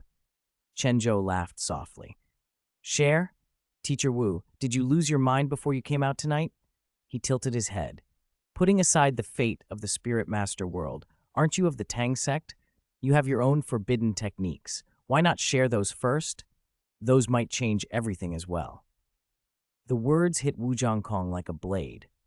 As a Tang sect disciple, he knew all too well the ancient rules forbidding the sharing of the sect's methods. For 10,000 years, that secrecy had been the Tang sect's foundation. Chen Zhou's riposte made his earlier appeal look naive and a little presumptuous. Pushed into a corner, he took a breath and softened. "You're right, Chen Zhou. I came on too strong. Everyone has secrets. I shouldn't have forced you." Chen Zhou nodded once, still calm. "Good, it's late, Teacher Wu. If there's nothing else, you should rest." Wu Jiankong hesitated, then sighed. "Maybe you're right, but think about it. If you ever changed your mind, it could help more people." Chen Zhou said nothing further. He continued to stroke Chen Gugu, his attention drifting back into the distance. Knowing another word would be useless, Wu Jiankong turned and left. The young man who watched him go felt solitary against the night, but unshakably resolute. He accepted that his path would be different from most people's. Chen Gugu was only one of his many secrets. He didn't care whether others approved or understood, only about moving forward steadily. "Gugu," Chen Gu gave a soft chirp as if comforting him. Chen Zhou smiled and patted its head. "Come on, we still have a lot to do." They melted into the night together. Unbeknownst to Wu Jiankong, by the time he walked away, his life had already been placed squarely in the hands of the young man before him. After the shadow plan was carried out, The Jishou Chamber of Commerce had absorbed the underground forces of East Sea City, and, backed by the East Sea Legion and the support of the people, it exercised near-total control over the region. How many lives would Wu Jiankong have to lose if he tried to oppose the Jishou master? The implication alone kept local powers compliant. Meanwhile, zero-class training continued in full swing. Wu Jiankong's behavior toward Chen Zhou hadn't changed after that night. He remained strict and uncompromising. Chen Zhou continued to act indifferent, as if the conversation had never happened. Tang Wulin, Gu Yue, Xie Xie, and Xu Xiaoyan gradually improved their teamwork through constant drills, but even together, they still couldn't take the edge from Wu Jiankong. When he deliberately suppressed his spirit power to the level of a three-ring spirit elder, they found themselves unable to gain the upper hand. Only once, through a carefully planned trick, had they managed to beat him while he'd been holding back at a two-ring spirit grandmaster level. Since then, Wu had been on full alert during every exercise. Even at the three-ring level, where he could easily dominate them, he never let his guard down. Each session became a gauntlet. Chen Gugu took to joining them too, turning up before class ended and becoming their favorite and most infuriating sparring partner. "Hit that cunning owl," the students would shout. Chen Gugu delighted in the game. It darted and dodged with uncanny foresight, predicting attacks and slipping away at the last second, sometimes halting just long enough to make the four spin helplessly. The hope of landing a blow was always there, tantalizingly close, yet somehow always out of reach. After every mock victory, the owl would flutter back to the spectator stands, wrap its belly in its wings, and laugh. Gugu. They learned, in the most aggravating way, why those top-tier bloodline spirit beasts had gone extinct thousands of years ago. They were infuriatingly clever. The entire month until the Tianhai Alliance competition passed in that mixture of hard practice and relentless teasing. On the morning of the competition, Long Hengshu and Chen Zhou arrived early at East Sea Plaza in the heart of East Sea City. As dean of students, Long Hengshu kept a low profile and waited quietly at the side for the rest of Zero Class to arrive. Chen Zhou breathed in the salty coastal air and asked casually, "Dr. Long, do you think anyone in Tianhai City might try to stir up trouble?" Long Hengshu blinked. "Stir up trouble? The Tianhai Alliance competition this year is different from previous ones," Chen Zhou said. His indifferent eyes gleamed faintly, like distant stars. Long Hengshu's expression shifted as he grasped what Chen Zhou meant, the Jishou Chamber of Commerce. Chapter 114, Strength is not shown but demonstrated. Though EC City was the nominal leader of the East Coast, it had long been at a disadvantage in the Tianhai Alliance competition. No matter how prosperous the city's economy, this world was ultimately dominated by spirit masters. If EC Academy couldn't display the strength befitting the East Coast's leading institution, the other cities would not yield. In past competitions, East Sea Academy's rankings had always been middling, inviting criticism and embarrassment. But times were changing. The rise of the Jishou Chamber of Commerce had virtually monopolized the East Coast spirit tool market. Its rapid expansion and the power it had revealed shocked the entire federation. With the East Sea Legion taking a stand and several mysterious powerhouses showing themselves, the East Coast's balance of power fell eerily silent. Everyone waited and watched. This Tianhai Alliance competition was no different. As young representatives from across the region gathered, the exchanges between academies felt more like a calculated negotiation than mere rivalry. Everyone wanted to test the waters. Everyone wanted to gauge who could be used and who could not. Would someone try to disrupt the proceedings? Certainly, but the real question was how the Jishou Chamber of Commerce would respond. Long Hengshu, cautious as ever, understood the stakes. Knowing EC Academy had the Chamber's backing, he didn't shy away. He didn't answer with words so much as with certainty. If anyone dares to cause trouble, they'll regret it. Chen Zhou smiled faintly, eyes calm. "Dr. Long, you're very confident." Long Hengshu nodded. "Of course, the strength of the Jishou Chamber of Commerce is plain for all to see, and with you here, I don't think anyone will easily shake EC Academy's position." Chen Zhou liked that answer. Before they could speak further, Wu Jiankong led Tang Wulin and three others, students in EC Academy uniforms, out to the plaza. They weren't the only academy contingent. Senior division students were also present for the youth group contest for ages 15 to 20. Tang Wulin recognized familiar faces among them: Xu Xiaoyu, Xiaoyan's brother, and Liu Yushin, the senior who had helped Tang when he first arrived in East Sea City. Liu Yushin, however, kept her eyes on the white-clad figure nearby, her expression practically dreamy. "Xiaoyan, if they bully you, tell me," she told the younger girl. As Xiaoyu walked past Tang Wulin's group, he shot his sister a challenging look. Xiaoyan rolled her eyes. "Mind your own business. Don't tell me you won't even pass the preliminaries this time."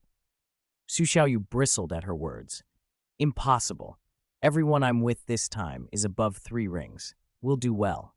The senior division competitors were also entered in the prestigious 7-person team event. From their banter, Tang Wulin gathered that EC Academy's past performance in the competition had been disappointing, not just a little below par, but consistently poor. For EC City, the region's second largest and de facto core city, those results had been a source of anxiety for both the academy and city officials. That embarrassment helped explain Long Hongshu's quick approval of the zero-class proposal after a few rising geniuses appeared. Now, however, the situation might be different. This competition was not only a test of EC Academy, but of the Jishou Chamber of Commerce's true reach, and an opportunity for the chamber to determine which forces could be useful allies. Once everyone had gathered, they boarded the spirit tool bus. Chen Zhou paid no attention to the commotion below. He sat alone in the last row, absorbed in a book. "Hello, I'm Xu Xiaoyu, Xiaoyan's brother," a voice said. Xu Xiaoyu and Xiaoyan sat behind Gu Yue and Tang Wulin. Compared to Gu Yue, who had soundly beaten them on the Spirit Ascension platform, Xu was eager to get to know the elusive young master of the Jishou Chamber of Commerce. Chen Zhou glanced up, nodded once, then returned his attention to the window. He gave off an air of cold indifference. Xu felt awkward, but pressed on, curiosity overriding his discomfort. "I heard you're the young master of the Jishou Chamber of Commerce, truly promising at your age." He tried to sound flattering. Chen Zhou closed his book and looked out the window. His silence made Xu a little unsettled, but he kept asking, "At this Tianhai Alliance competition, will Brother Chen enter the individual or team events?" "Individual," Chen Zhou answered calmly. Relieved to at least have a reply, Xu relaxed a fraction. As heir of the Xu family, he knew when to be cautious. The chamber's influence stretched through East Sea City and across the East Coast. He pressed on, hoping to learn something useful. "What do you think of this competition?" Chen Zhou's gaze remained steady. "It's just a competition, nothing more." Xu blinked. To him, the Tianhai Alliance competition was one of the East Coast's most important Spirit Master events, a stage to be honored on. Chen Zhou's dismissal surprised him. "But it brings together the best young Spirit Masters across the East Coast. Isn't it a good chance to show your strength?" Chen Zhou's expression barely changed. "Strength isn't shown, it's enacted. A competition is one way to act, but not the only way." Xu Xiaoyu was left a little speechless. He found Chen Zhou's confidence enigmatic, an unbothered certainty that didn't rely on others' evaluations, only on his own course. Chapter 115, Tianhai City. When the Spirit Tool bus stopped, the students from East Sea Academy disembarked. As the wealthiest city on the East Coast, Tianhai City had long been the benchmark the Sun Moon Federation hoped East Sea City might one day surpass. But foundations rooted in history outweighed policy. Aside from the East Sea Legion garrison, East Sea City had never received substantial support. Even with the fastest economic growth on the coast, it still lagged behind Tianhai in many respects. All that changed when the Jishou Chamber of Commerce arrived.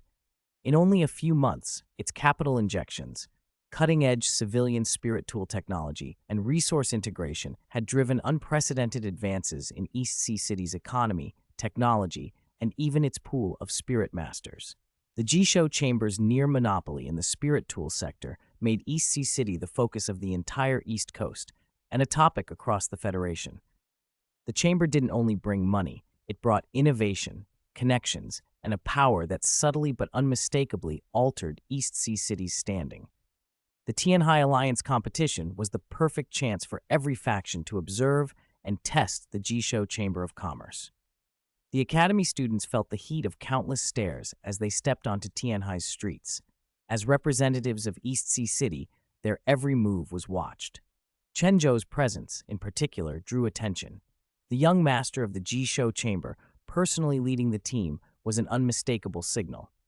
"Brother Chen, this competition should be interesting," Xu Xiaoyu said beside him, smiling. His tone had a probing edge. He wanted to draw Chen Zhou out. Chen Zhou's expression remained cool. His gaze swept over the crowd. "Whether it's interesting depends on the participants," he said lightly. "To me, it's just another competition." Xu Xiaoyu blinked, then smiled. He found his opinion of Chen Zhou rising. The Jisho chamber's young master had shown no visible emotion, as if nothing around him could perturb him. Xu Xiaoyu recognized that this composure wasn't a facade. It came from genuine confidence and control. Before he could press further, Chen Zhou turned and walked away on his own. "Chen, enough." Long Hengshu had appeared behind Xu Xiaoyu without anyone noticing. His eyes followed Chen Zhou's retreating back. Then he spoke to Xu Xiaoyu in a measured tone. "I know you represent the Su family, but the truth is, with the Jisho Chamber and the East Sea Legion cooperating, whether it's the Shu family or East Sea Academy, we're all on the asking side. Don't overstep," he added, his gaze sharp. The warning was clear. Poke too hard, and consequences could follow. Xu Xiaoyu's face tightened as he understood the implication. He bowed slightly. "Dr. Long, I understand." Long Hengshu nodded and looked after Chen Zhou again, a faint emotion passing across his features. The rise of the Jisho Chamber had shaken the entire East Coast. As a teacher at EC Academy, he had to keep the school alert, ensuring it wouldn't be forced into a passive position in the competition by shifting alliances. Chen Zhou, walking through Tianhai City, didn't head straight for his assigned room. Instead, he let his eyes roam over the city, called the first city of the East Coast. It wasn't unlike East Sea City.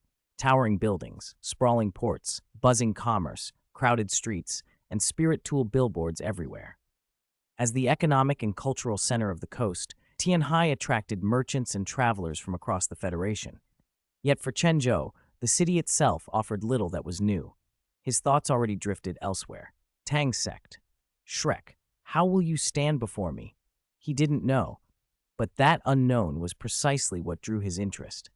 The opening ceremony would be held at Tianhai Stadium, a colossal arena that could seat 80,000 spectators, the largest stadium in the Tianhai Alliance. Spirit Master competitions had always been spectacular affairs on the Douluo continent, as they had been 10,000 years ago and would be 10,000 years hence. The Tianhai Alliance competition was the East Sea Economic Zone's premier event and attracted the attention of the entire Federation. Each year, it produced exceptional talents. Originally, the competition was created to select and cultivate the Tianhai Alliance's future pillars. The Alliance, while economically powerful, had long been weak in Spirit Master cultivation compared to inland sects and academies, old institutions like Shrek Academy or the Sun Moon Royal Academy that boasted deep traditions and mature training systems. Many inland cities also housed ancient families with lineages stretching back thousands of years, producing talents with solid foundations and strong roots. By contrast, the Tianhai Alliance always lacked top-tier cultivated talent. To outside observers, especially some inland elites and high-ranking Federation officials, the Tianhai Alliance was mainly an economic resource, not a source of cultural or martial threat. Its status hovered in the middle ranks. The Alliance's leaders were not content with that. About 200 years ago, they established the Tianhai Alliance competition to attract and encourage talent. The prizes were generous and included special awards to fund further study and development, all intended to strengthen the Alliance's foundations. It was precisely this strategy that had cemented Tianhai City's current leading position on the East Coast, a position that policy favors toward East Sea City had not shaken. Chapter 116, Proximity. Early in the morning, the representative teams from every city had already filed into the stadium. The arena stretched into a sea of people. The stands were packed. Tang Wulin, experiencing something on this scale for the first time, felt overwhelmed. The opening ceremony blurred past him, tall figures crowding his view, speeches he could barely hear. It felt as if he had simply stood there for a long time, listened to some encouraging words, and then it was over. Next came the draw for the different competition categories. That was handled by the teachers, so the members of Zero Class had little to do. A high platform was being built quickly in the center of the stadium, and the crowd buzzed with excitement. "What are they doing?" Tang Wulin asked Xie beside him. "You wouldn't know," Xie replied. "There's going to be an exhibition match. I heard they invited a top-ranked fighter from Shrek Academy, spent a lot to bring him in. His opponent will be the previous generation's 7-person team champion from our Tianhai Alliance. The Alliance wants to show us the gap between us and the best, but I don't think it's the right move." Gu Yue looked puzzled. "Why not?" Xie shrugged. "A gap within a certain range can motivate people, but if the gap's too wide, it's not a gap anymore. It's a chasm, an insurmountable chasm, just crushes people's spirits." Listening to Xie, Xu Xiaoyan glanced over at Chen Zhou. He sat off to the side with a book, quietly reading, as he had been since they arrived. From the first moment until now, she had never seen him without a book, nor had she seen any sign of his strength. Tang Wulin, Xie, and even Gu Yue, who she ranked as their most talented, avoided talking about Chen Zhou's abilities, as if it were a taboo. That only made Xu Xiaoyan more curious and a little uneasy. "Brother Chen Zhou, aren't you going to watch the exhibition match?" she asked, hopeful. Chen Zhou didn't look up. His gaze stayed on the pages of the old book. His voice was casual. "It's just an exhibition. The result's already decided. What's the point?" Xu Xiaoyan pursed her lips. "Then, if the person about to go on stage were you, would you be confident of winning?" Tang Wulin and the others, who had been listening, turned to Chen Zhou at once. Tang Wulin had known Chen Zhou the longest and had been chasing someone else's level for 4 years. He wanted to measure the gap. Chen Zhou finally lifted his head and glanced at them. It was a cool, dismissive look. Then his eyes flicked to the arena before he calmly returned to his reading. His expression said more than words. He paid the Shrek team no mind and soon disappeared into his own world again. Xu Xiaoyan, however, was persistent. She stayed by his side like a living encyclopedia, chattering questions. Chen Zhou didn't push her away, but he didn't respond either. Though his body was only 10 years old, the soul inside had lived for centuries and had long seen through the ways of the world. He recognized that Xu Xiaoyan's approach carried a purpose beyond idle curiosity.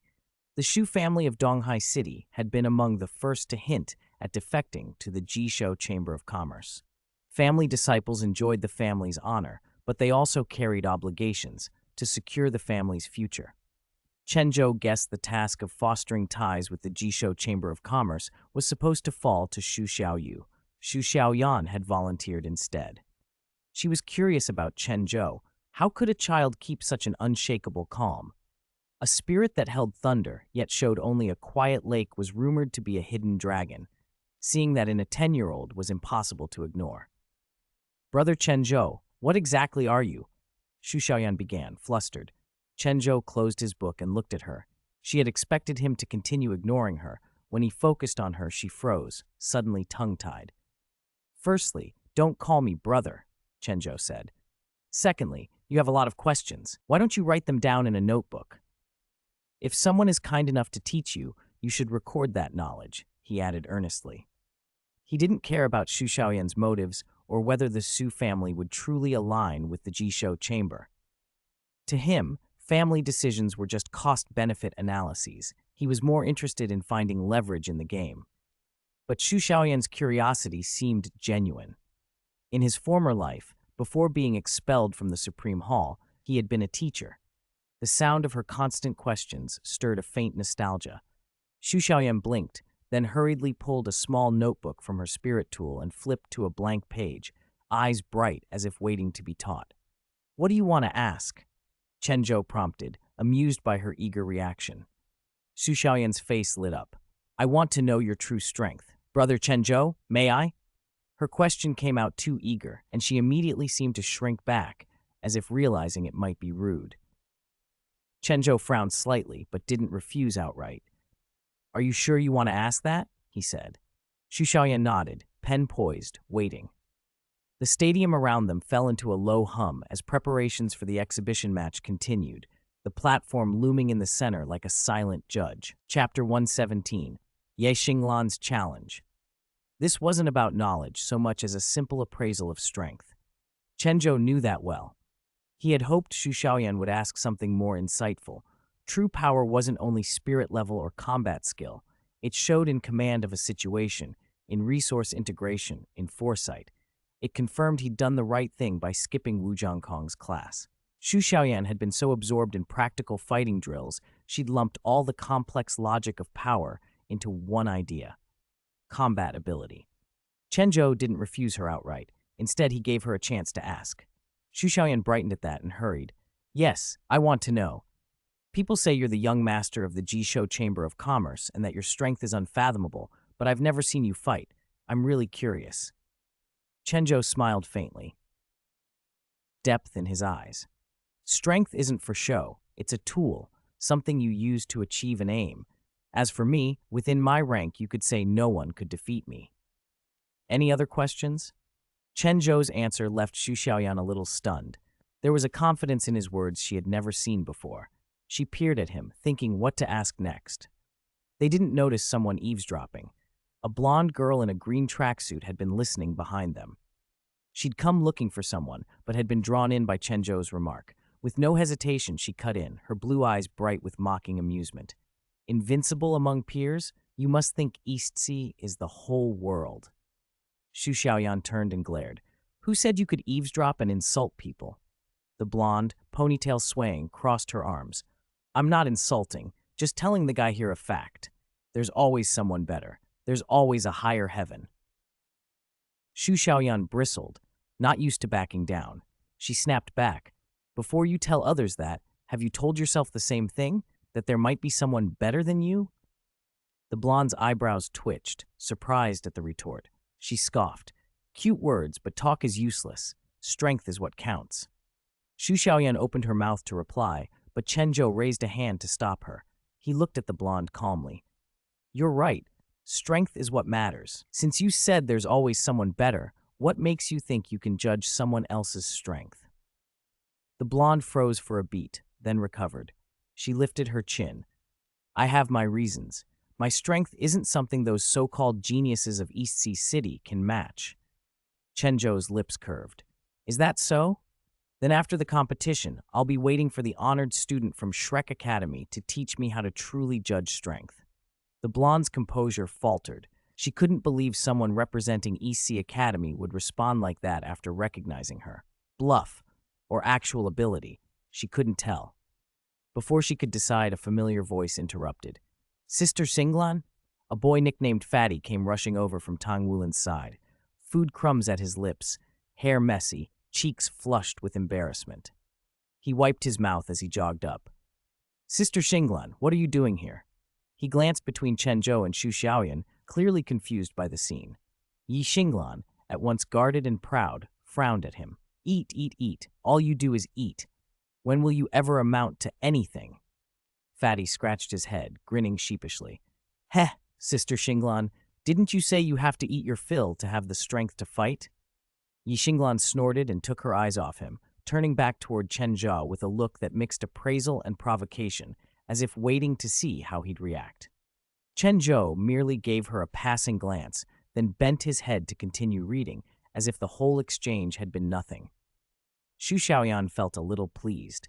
She glanced at Ye Xinglan and raised her voice just enough to be heard. Some people really like to put on airs. Ye Xinglan's eyebrow twitched at the provocation, but she didn't explode. She shot Xu Xiaoyan a cold look, then said to Fatty, Let's go. Don't waste our time here.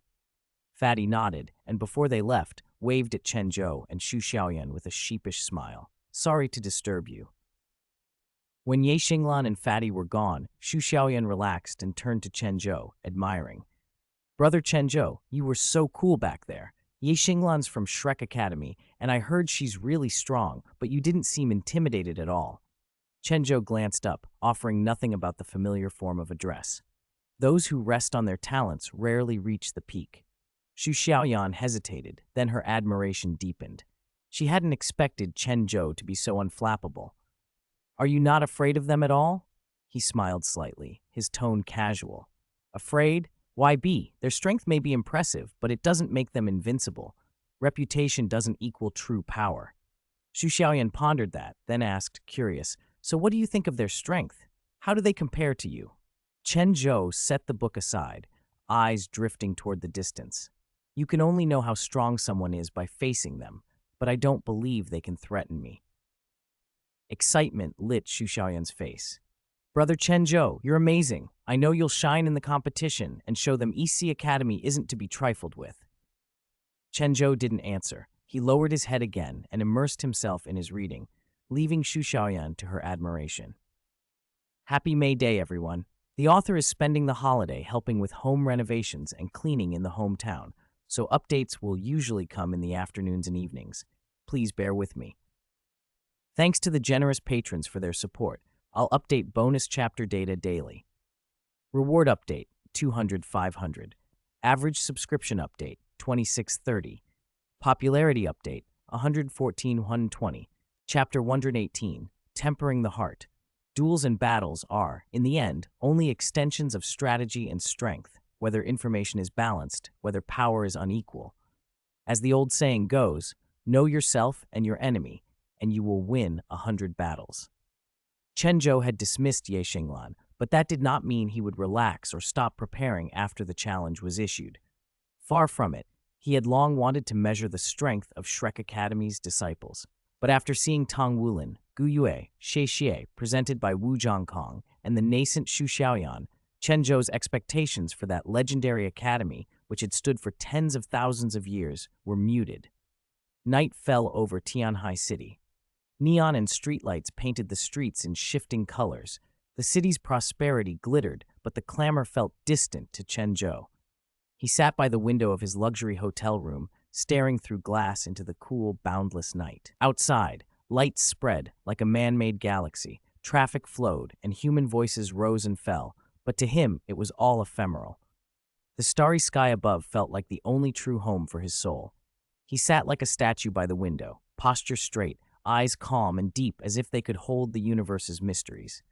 The breeze eased against his face, but could not stir the stillness inside him. Each star seemed to speak to him, a beacon illuminating the path he would take. The distant, absolute truth he sought, the extreme and true, hung beyond the horizon like a ferry to another shore, requiring him to cross endless deserts and oceans to reach it. This plane was only the first stop in his journey through different worlds. Its weakness felt deliberate, as though the War King token that protected and bound him had quietly guided his trajectory through the dimensional currents. Fragile worlds were for recuperation, ordinary worlds for recovery, excellent worlds for conquest. Chen Zhou regarded the power system, resource distribution, and historical currents of this world as pieces on a chessboard, useful facts, not fetters. When Huo Wuji and the Golden Claw God had appeared, the game had begun to solidify. The rotten, decaying order could no longer resist the tide. He did not aim to control the world for its own sake. Like a fierce tiger, he did not care which creatures claimed this bit of territory, but to move the board where it served his plan. He closed the book in his hands and let his fingertips rest on the cover as if feeling the latent power of the words. He walked back to the center of the room and gazed at the stars again. He was in no hurry to act or to prove anything. For him, the future already lay within his control. Ye Xinglan's provocation was a ripple, not a storm. Sitting cross-legged on the bed, Chen Zhou closed his eyes. 10 years had passed since he first transmigrated to this world, 10 years that had slipped by like a drop into an ocean, but which for him were the most consequential of his life. In that time, he had gone from a bewildered newcomer to the war Mecha King who commanded the Jishou Chamber of Commerce and had begun to shape the world. Each step had been deliberate and steady. As he aged, the emotions he had once sealed away began to stir. A soulless being cannot reach the peak. A soul that permanently seals its feelings cannot touch the truth. Chen Zhou understood that clearly. He did not resist the emotional currents that now surfaced. He accepted them as part of his growth. That did not mean he would be ruled by them. Instead, he sought a balance, neither swayed blindly by feeling nor bound solely by cold calculation, but an integration of both into a singular wisdom. His inner awareness sank deeper, like a diver exploring an inner sea. Memories rolled past like lanterns: the elderly couple who raised him, the help Frenchu and the neighbors, Lin Shimeng's faith in him, Long Hengshu's respect, Wu Jiangkong's disputes. Countless threads wove together: gratitude, expectation, rivalry, and each memory was a bead on the string of his development in this strange world. He observed them not with indulgence, but as an analyst, recognizing that they were foundations, not obstacles. Deeper still, he probed the dark and light within his soul, long-sealed fears and weaknesses, and the resolve and composure he had forged in their place. He felt the slow loosening of the dust covering his inner self. The act of tempering the heart had changed him already.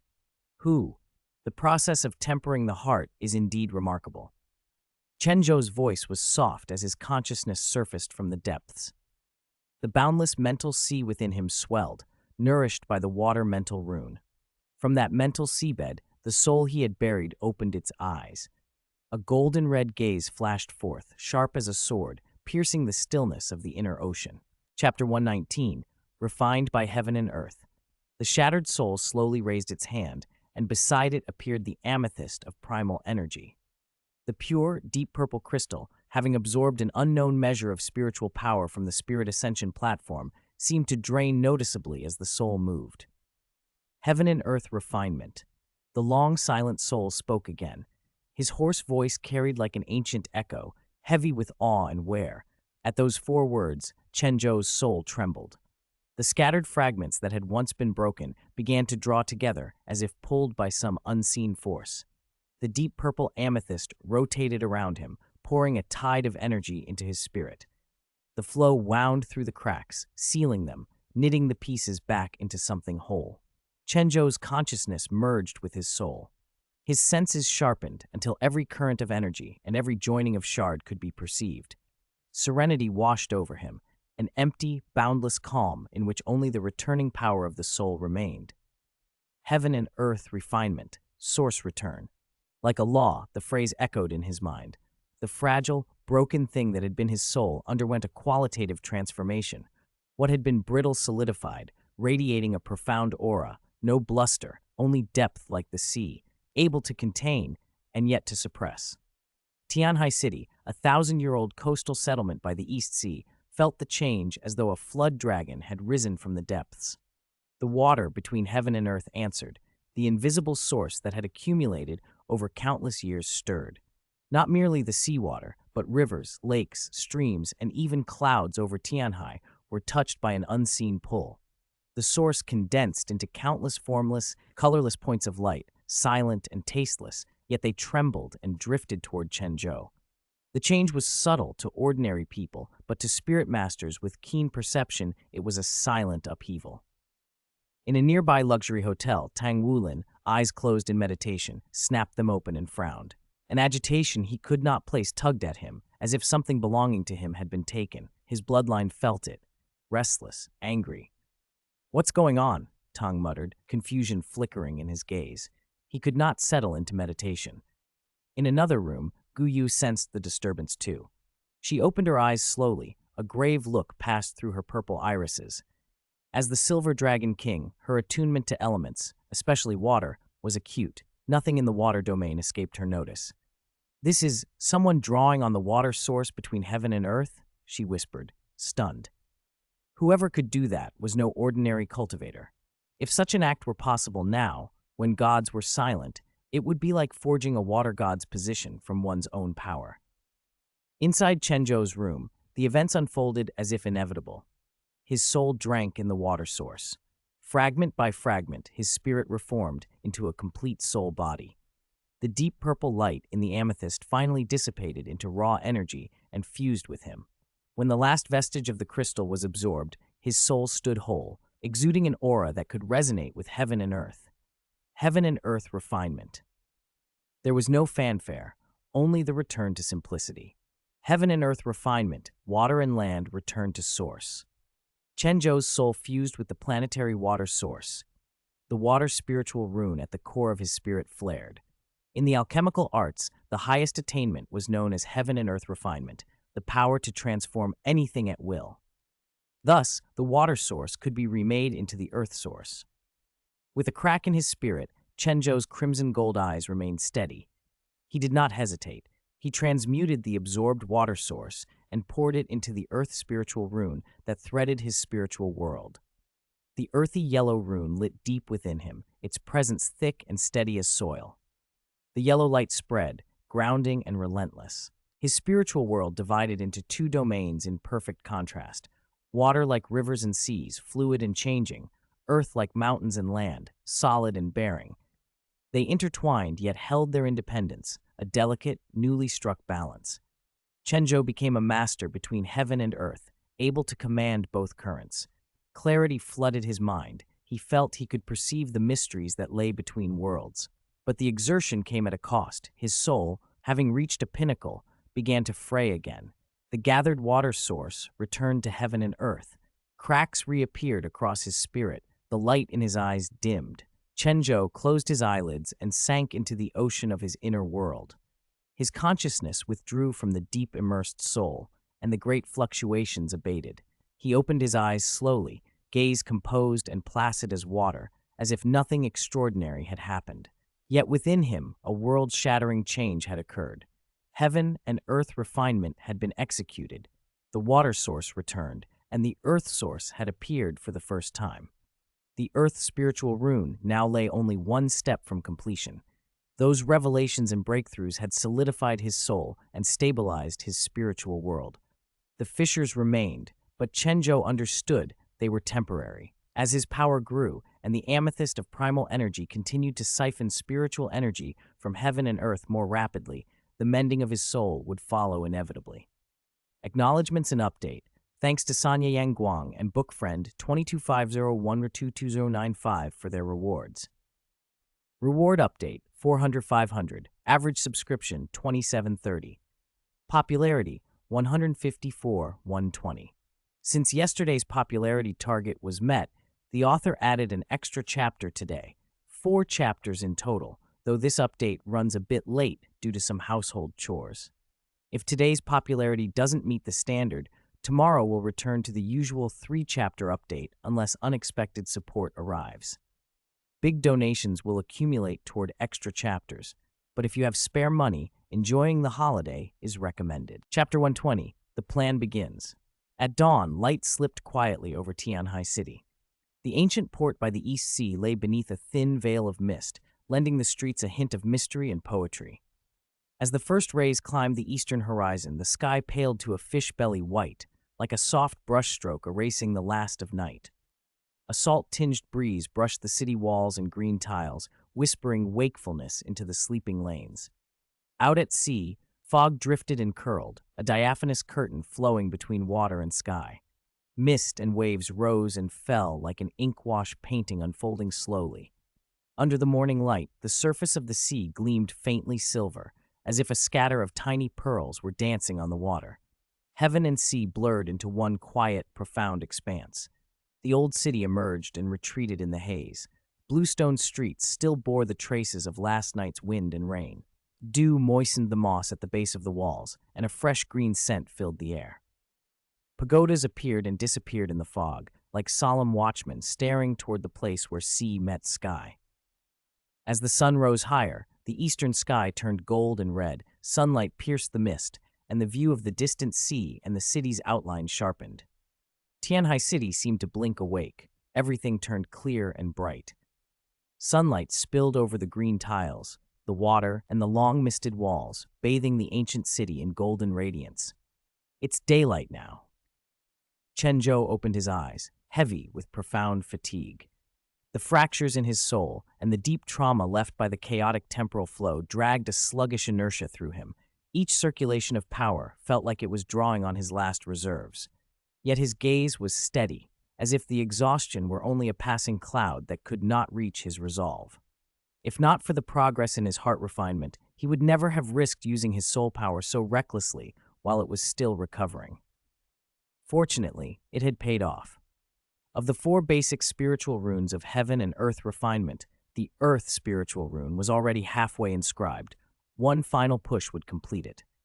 The water spiritual rune had also become more consolidated and potent from the heart refinement. Chen Zhou knew that fully inscribing the Earth Rune would bring a qualitative leap in his soul power, but that would take time. He rose slowly and walked to the window, watching the sky brighten. The city outside was waking as if nothing had happened last night. Chen Zhou, however, felt that last night's refinement had already carried him to a new level. He exhaled, feeling power returning, and a faint smile touched his lips. Next, time to move. He crossed to the corner of the room and reached for an old communicator. When he flipped the switch, a familiar face appeared on the screen. "You called, young master?" came a respectful voice. Chen Zhou nodded. "Inform the Jisho Chamber of Commerce. Begin the plan." "Yes, young master." The voice on the other end sharpened immediately. Chen Zhou's order was taken extremely seriously. He ended the connection and looked back out the window. Tianhai City was fully awake now.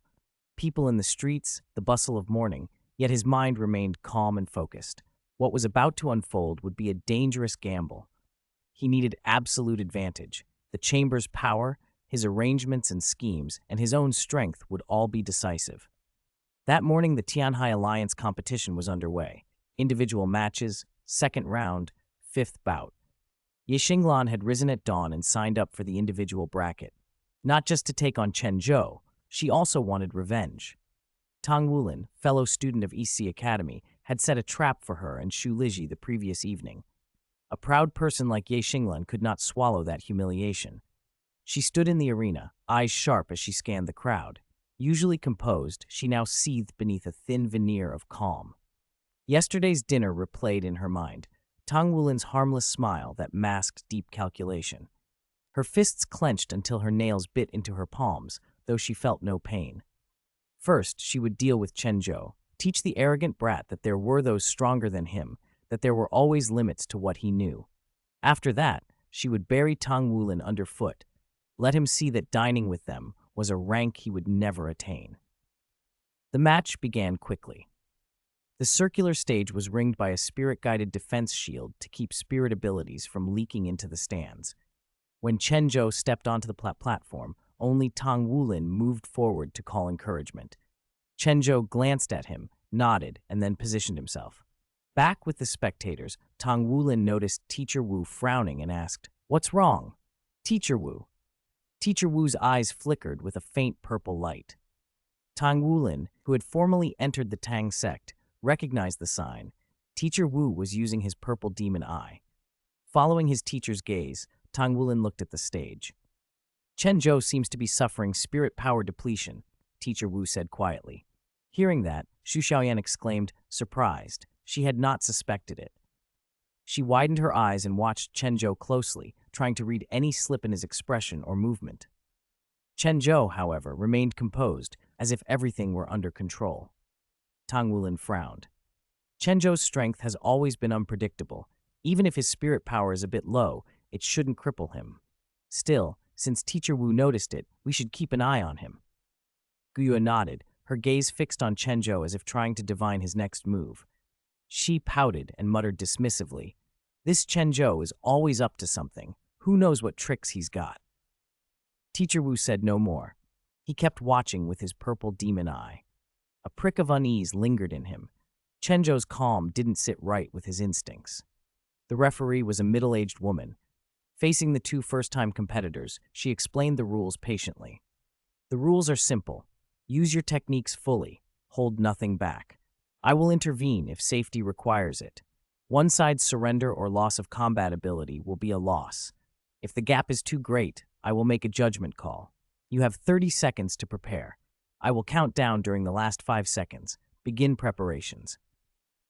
Author's note: thanks to the major supporters Sanyayang Guang and Bookfriend 225-15122095 for their rewards. Reward update 400 nav 500. Average subscription update 2730. Popularity update 154-120. Since yesterday's popularity met the requirement, the author added one more chapter today. There are 4 chapters today, though a bit late. I've been helping with cores at home. Tomorrow will likely return to the usual 3 chapters unless circumstances change or a generous patron contributes. If you have spare funds, consider enjoying the holidays. Otherwise, support is always appreciated.